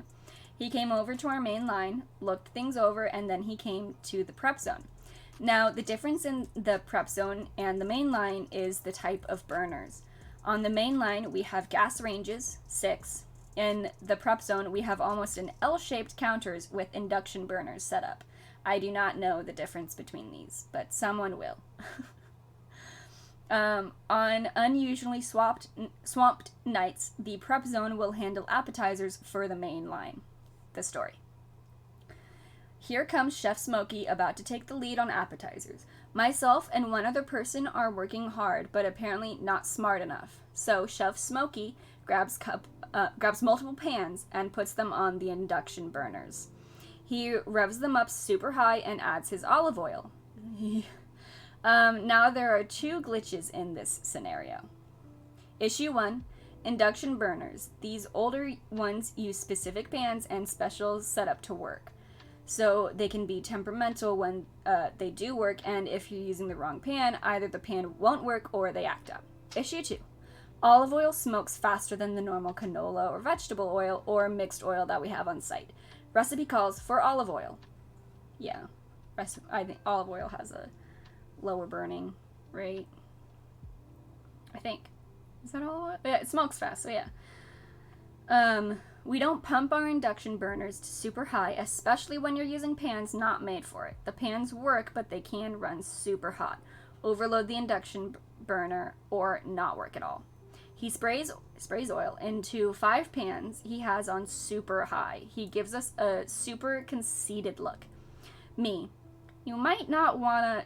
Chef Smokey. Zip it. Me. But you seriously might not... Chef Smokey. Just be quiet and watch. Me. With all respect, I reach to lower the settings on the induction. He nearly spanks my hand. Chef Smokey. Just stand there and be quiet. Malicious compliance. Okay, learned the hard way, I think. Chef Smokey starts his first pan, dropping his appetizer to cook. It comes out great, but as he reaches for his second pan, the oil has already insta-burned. Pan 3, 4, 5 are also have burned oil. They're smoking. So, being a resilient, smart, and problem-solving human he wipes the pan and sprays oil in them. Oil insta-burns. Yeah, pans are way too hot. Gonna be Chef set the kitchen on fire. True. Oil insta-burns. Okay, he tries a new tactic. Chef Smokey drops oil and then drops his appetizer material at the same moment. Nice try. His appetizers insta-burn because his oil was already burned quick. He goes through the cycle about 3 times of burning product pretty fast. He gets raging pissed. So I try to stop him, but he's got to try one last time. Burns it again. He lays his oil in his pans again. I lean in and say, me, hey, Smokey the Bear, your oil's burning again. Aftermath. Chef Smokey backs off. Then it's each man to a pan, heat turned to the moderate level, while Chef Smokey starts the re-prep of the lost product he had burned through. Let me know, he burned most of the day's product, so he was going to spend the day re-prepping. He spent a good day silent. The guys in the kitchen used my nickname to give him I gave him. Some called him Smokey the Bear, some called him Chef Smokey, and it stuck till he quit. That's good. That's funny. He wasn't even like a head chef. He was a line cook.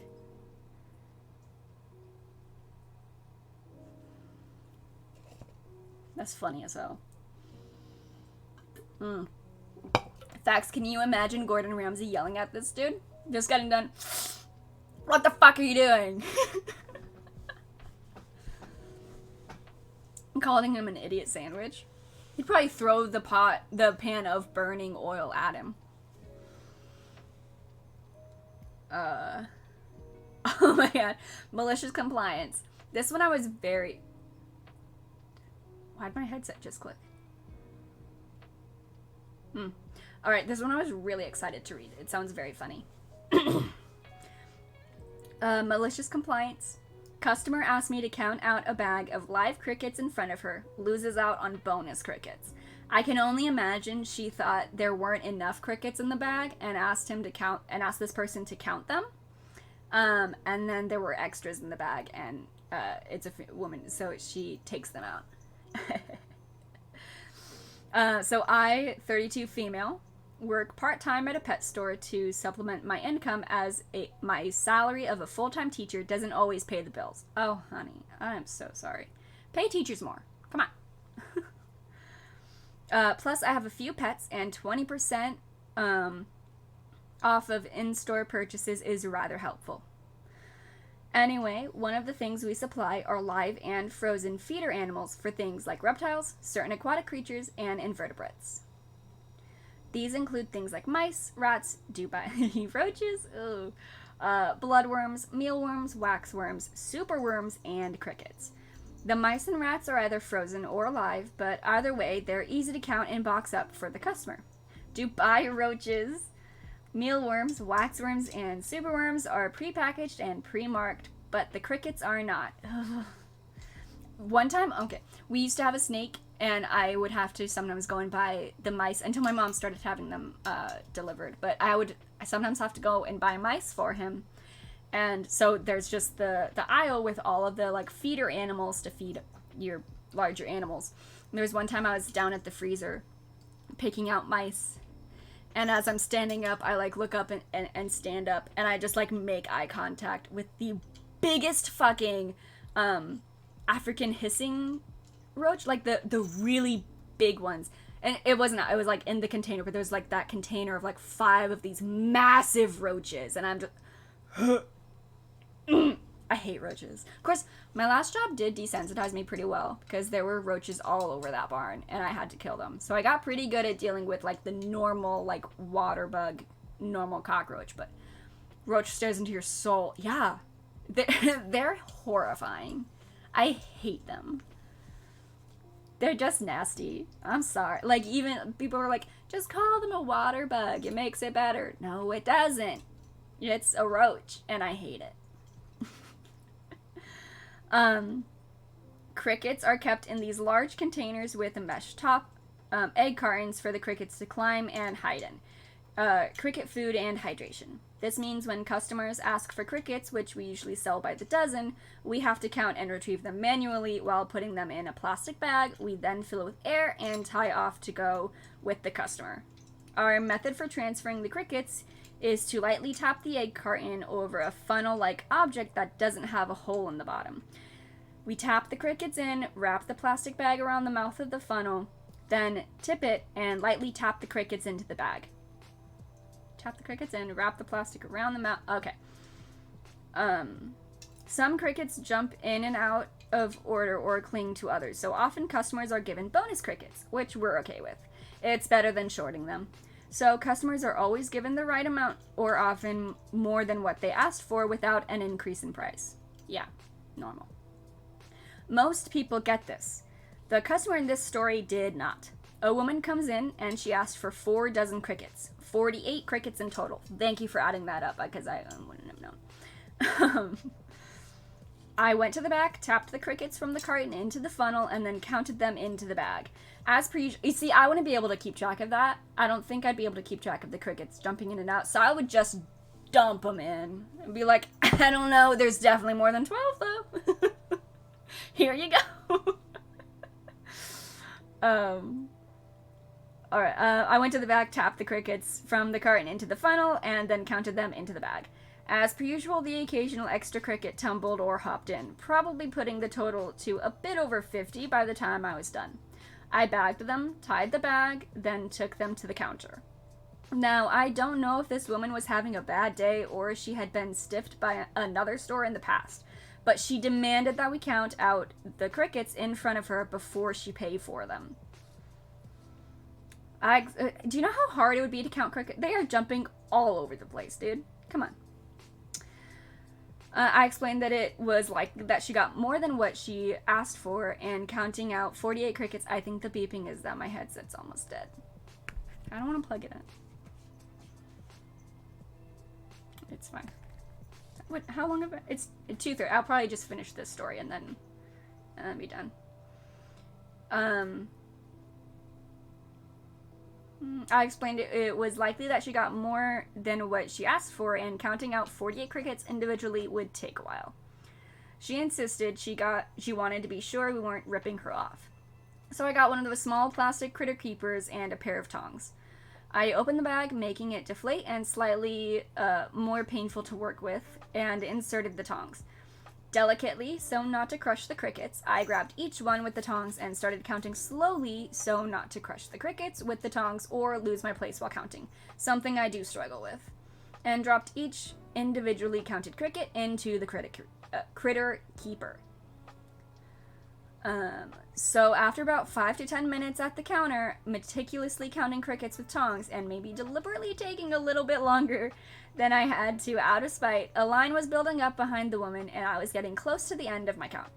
Eventually, I hit the grand total of what she paid for, 48 crickets, and wouldn't you believe it, there were 10 left over in the bag. Almost a whole extra free dozen she would have gotten had she not asked me to count. I said, "Oh, would you look at that? My mistake. You were right. I did miscount. I'll put these other ones back and ring you up for the 48. I'll be right back." And before she could protest, I wandered off to dump the last 10 crickets back into the cricket container. When I came back to check her out, she was silent, not looking at me. Did her best to ignore the irritated looks of the customers lining up behind her while I poured her 48 crickets back into a plastic bag. She paid, then slunk off sheepishly out the door without a thank you or a glance back. I then got through the rest of the line quickly and apologized to the customers in line for the wait.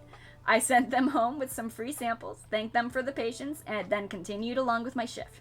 She never complained, and she did return to the location several times after. She never asked anyone to count crickets again. That's funny.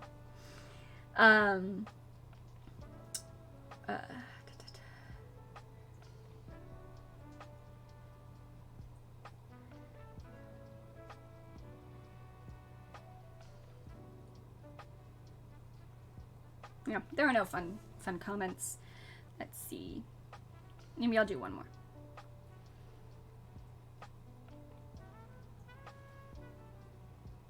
Oh, this was a quick little fun one for, honestly, malicious compliance stories are my favorite. Malicious compliance is so fun. I love malicious compliance, and I like reading entitled parents, but I get really annoyed when people don't actually get mad at the entitled parents and are just like, this really annoying thing happened to me, and I'm like, dude, I gotta yell at these people, come on. I want the tea, come on. Like, it's just like, this mom got mad that I wouldn't let her kid use my iPad. I'm like, that's it? That's all you're gonna give me? Give me more. But yeah, malicious compliance is very fun. Alright, so this is a fun Grey's Anatomy, one of the pill games. You wake up in a chemist lab. In front of you is a table with 5 different colored pills. You may only choose one. Taking more than one will eliminate the effect. So if you've watched Grey's Anatomy, the show will be renewed for 5 more seasons. Bring back a character that left the show. Meet your favorite cast member. Forget all the episodes so you can watch it again for the first time. Or get stuck in the universe of the TV show for one day. I definitely do not want it renewed for another 5 seasons. Just want a Fortnite. Yes! Dab. Very good for you. I'm very bad at that game, and I don't like it. No, it's a fine game. I'm just very bad at it, but good, very good for you. So I would not want it renewed for another 5 seasons. I think we're on season 18 right now, and Meredith is leaving. I can't actually watch season 18 right now because I don't have the thing that you need to watch it, so I think I do have to wait for it to just come on streaming services, which will be a while. But I'm pretty sure it's leaving, so I don't want it to be renewed for another 5 seasons. That's fine. Bring back a character that left the show. I would have wanted April Kepner back, but she did come back, and then she and Jackson left, so she is gone again. But that's fine. I think if I did want to bring a character back, I would bring back Christina. I understand. Okay, stop beeping at me. I would want to bring back Christina. Meet your favorite cast member. I don't really care to meet, like, whatever. I wouldn't be like, oh my god, wait. I would be able to meet Jesse, though. So maybe. Because, yeah. Maybe. We'll see. Oh my god! Sturk. I need to... I hope you're still here. Are you still here? Sturky.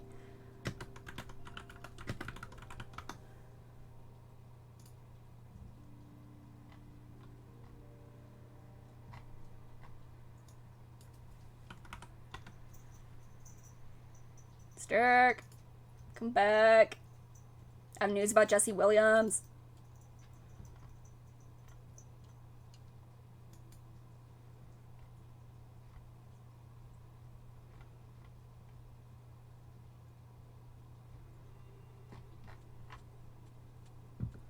All right, let me actually find the news article so that I can show you. 20. What would it be called?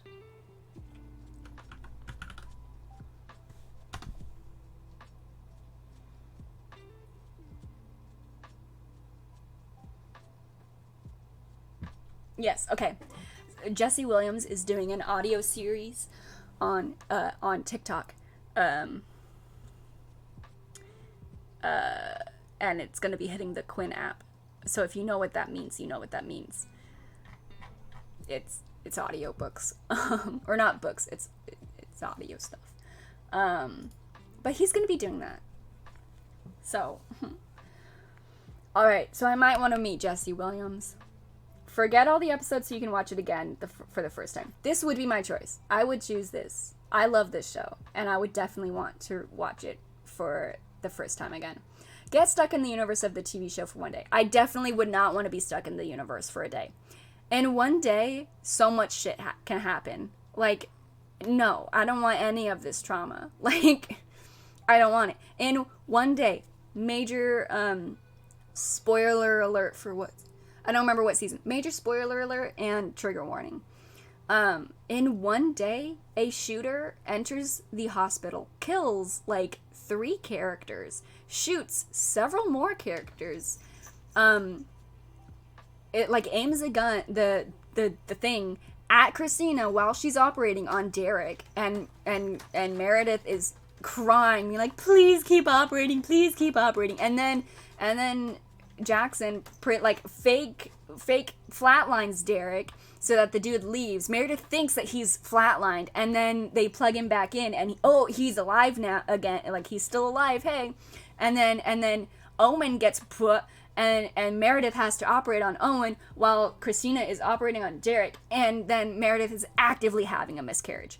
All happens in a day. In one day. No, I don't want to be in this universe. And then with Bailey, like the annoying dude Charles or whatever gets from the bathroom because he said he was a doctor, and then Bailey gets dragged out from underneath the bed and is like, "Are you a doctor?" "No, I'm a nurse." "Okay, you're good." And then the girl that they were like treating had to pretend to be dead while she listens to Charles get and Bailey be like threatened. No, and then she has to help Bailey treat Charles as he's and as he's flatlining currently, and then they like go to the dude leaves, and then they like pull him to the elevators, but hey, the elevators aren't working because they're in lockdown because there's a dude with the and they just are like, "It's okay, Charles, we're here, we'll tell the girl that you love her," and then she's 2, and she's 2. And then April walks in on I don't remember her name, but on that girl being in the head and just on the floor and trips and falls into her body juice. I don't know what words are gonna be flagged. and then Alex walks in there too and is in the side, and then he has to like drag himself through the elevator, and Sloane and little Gray, Lexi, have to operate on him while she's in love with both of them. And he has to be quiet because they're like, I don't know if BLOOD is gonna be like flagged or something, so it's body juice. All of that happens in a day, dude. It's a really good episode, but all of that happens in one day, and no, I don't want to go through that. No, I don't want to be transported into this universe for even unalived and red stuff. Yeah. So, body juice is too much. I think body juice is an apt description. So I would choose to forget all the episodes so I can watch them again for the first time. Maybe I would want to meet Jesse Williams, but I feel like I would just turn into like a puddle and be like, hi. So I wouldn't want to embarrass myself like that. So I'll just rewatch the series for the first time again. And that has been my rant on Grey's Anatomy. My second rant. I ranted about Owen earlier. There are too many things that could be considered body juice. Okay, I guess you're right. But you see, I would argue that there's body juice, which is all of the juice. And then there's eye juice for tears. And then there's vagine juice, which is vagine juice. And then there's a little pee-pee juice, which is the... I need a better word. Never mind. And then there's the... What did Rom call them? It was like the meat and veg. And then there's the meat juice. Body juice is the general. And then you have the specific juice. My stream is marked for not child friendly, right? For mature. So yeah, I think this is just getting worse. I know, you're right. Let's move on. Let's see. Oh, let's finish up with a real quick story. You know, let's finish this up.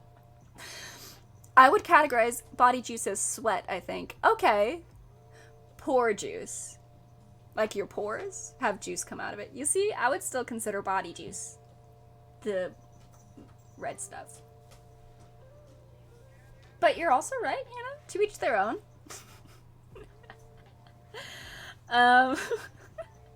Am I the asshole for refusing to share my family's cookbook with my half-sister?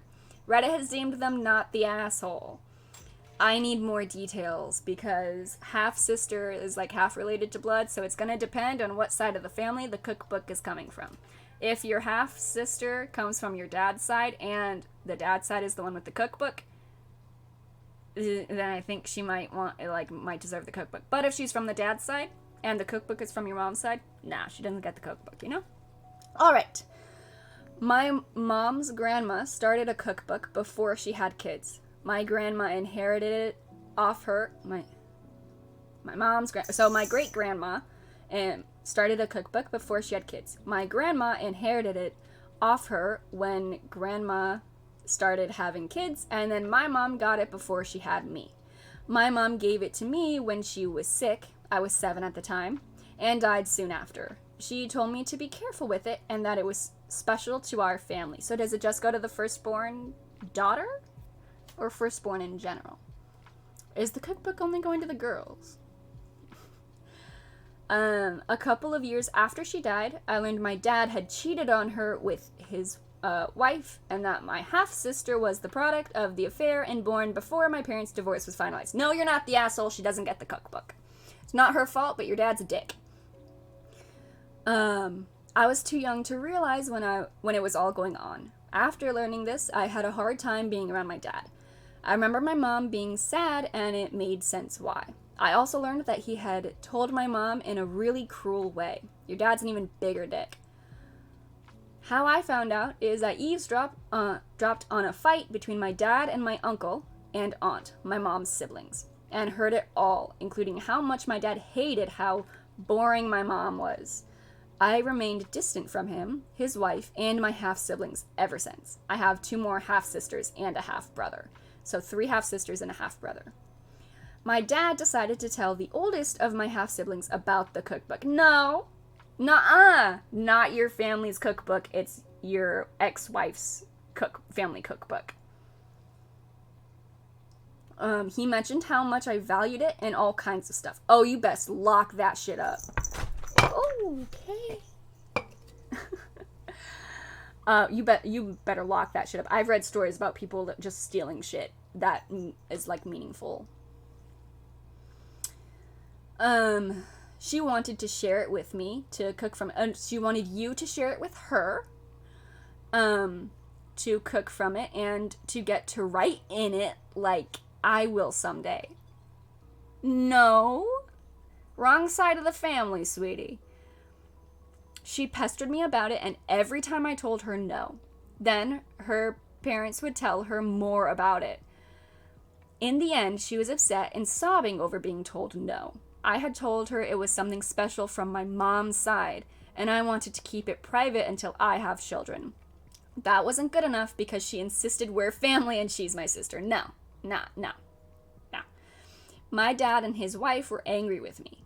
My dad's parents also told me I should have shared it with her, and that I'm being cruel to her when my mom isn't alive to care if the child born from the affair gets part of the book or not. But she could be closer to me because I share it with her. I don't really care about my dad or his wife's opinion. I have no respect for them. They're pieces of shit in my eyes. But my grandparents and I always got along okay enough. Am I the asshole? Not even a little bit. That's like, say, like, my parents got divorced. My mom had a cookbook from her great-grandma, or from her grandma, that passed down to me. And my dad had kids, and that's like, yes, family is family, but this is that side of the family and this side of the family. If this side of the family has a special cookbook that they passed down, this side of the family is now in it, so their shared kids now get it, which is OP. But if there's now a split back to this side of the family, and this side of the family being now separated again, this side of the family now does not get the special cookbook from this side of the family, you know? Hey, your dad was a shithead and I was the product of that. You should give me all the stuff that your mom had, dear. Fuck all the fucking way off. Yes, exactly. Like, no.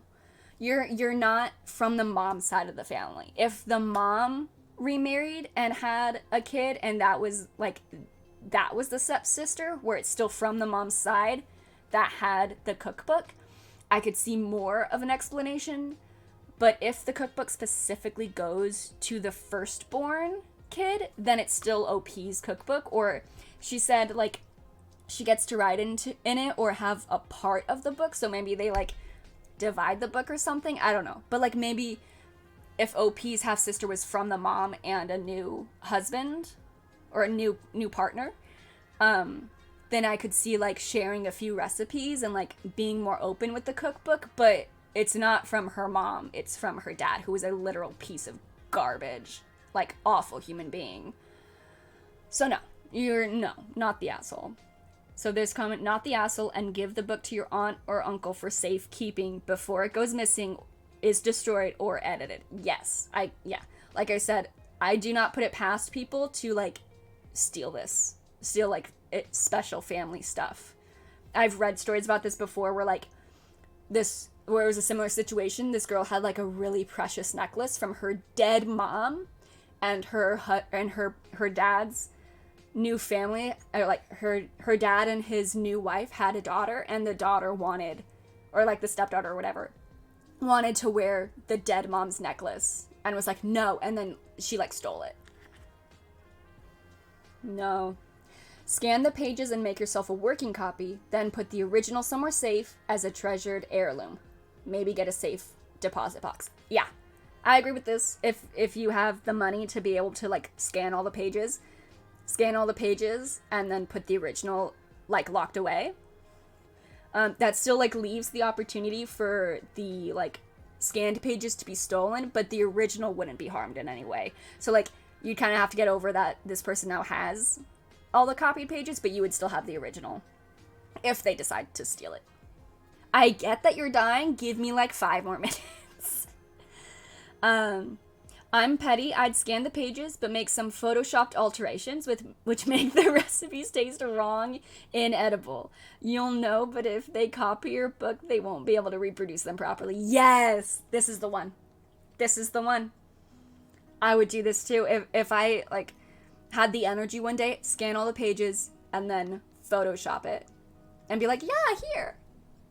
But it's all the wrong shit. Like, add, like, a cup of vinegar to everything. See, malicious compliance, yes.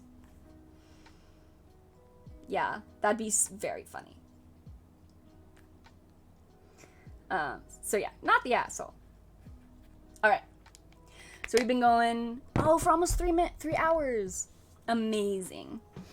I have no one live right now. So, hey, anyone want to go live real quick and I'll raid you? I'm kidding. So yeah, I'm glad to be back. I've been like really wanting to stream, but thank you, Fax. But it's just felt really hard. I streamed like back in January, Assassin's Creed, and then it's hard to get past that like mental block. But once I'm here, I really enjoy it. Like I've so enjoyed this, just sitting here and joking with all of my friends that I haven't been able to really talk to a lot. It was awesome to see you again. Thank you. I love that you're in here. And hey, if you stream again, I don't know what time you'll be streaming, but I now work until midnight. So I think you said you would be streaming really late, so I might be able to drop by for a little bit after work. But yeah, I really like doing this Reddit reads. This is number 1. I plan to be doing this more. It's an easy way to be been lurking, but always good. Thank you, Piff. This is just an easy way where like I don't have to necessarily have it's stealing other content, but like so many people do Reddit stuff. Yeah, if I do, it would be after work like 1 a.m. See, I would be awake and I would drop by. So yeah, this is really fun. I've had a lot of fun doing this, finding stories and reacting to them. So I want to do this more. This is Reddit Reads, number 1. If you find any funny, shocking, whatever, Reddit stories, and you want me to read and react to them on stream, I have a new channel in my Discord, called Reddit Reads, but it doesn't have to necessarily be from Reddit. It could be like from Facebook, like Yahoo Answers, any other forum site where people are asking wacky shit.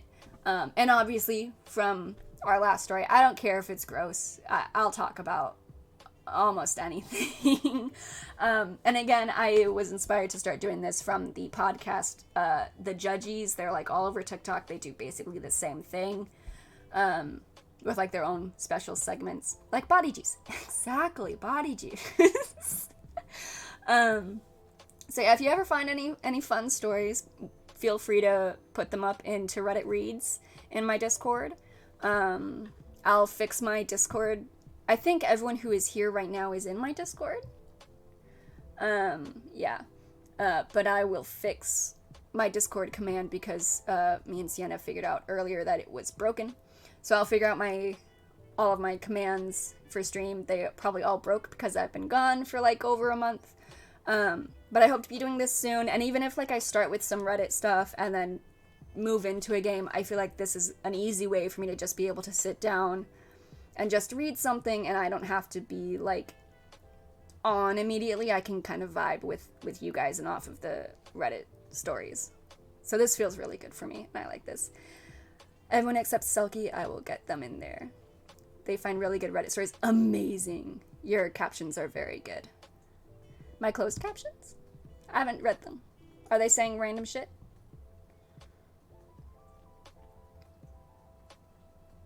Yeah, they're super accurate. Oh, they are. Good. Fantastic. Selkie made a joke earlier that they were being kind of weird. Good. I just use the stream closed captioner, the extension through Twitch. It's really easy to set up.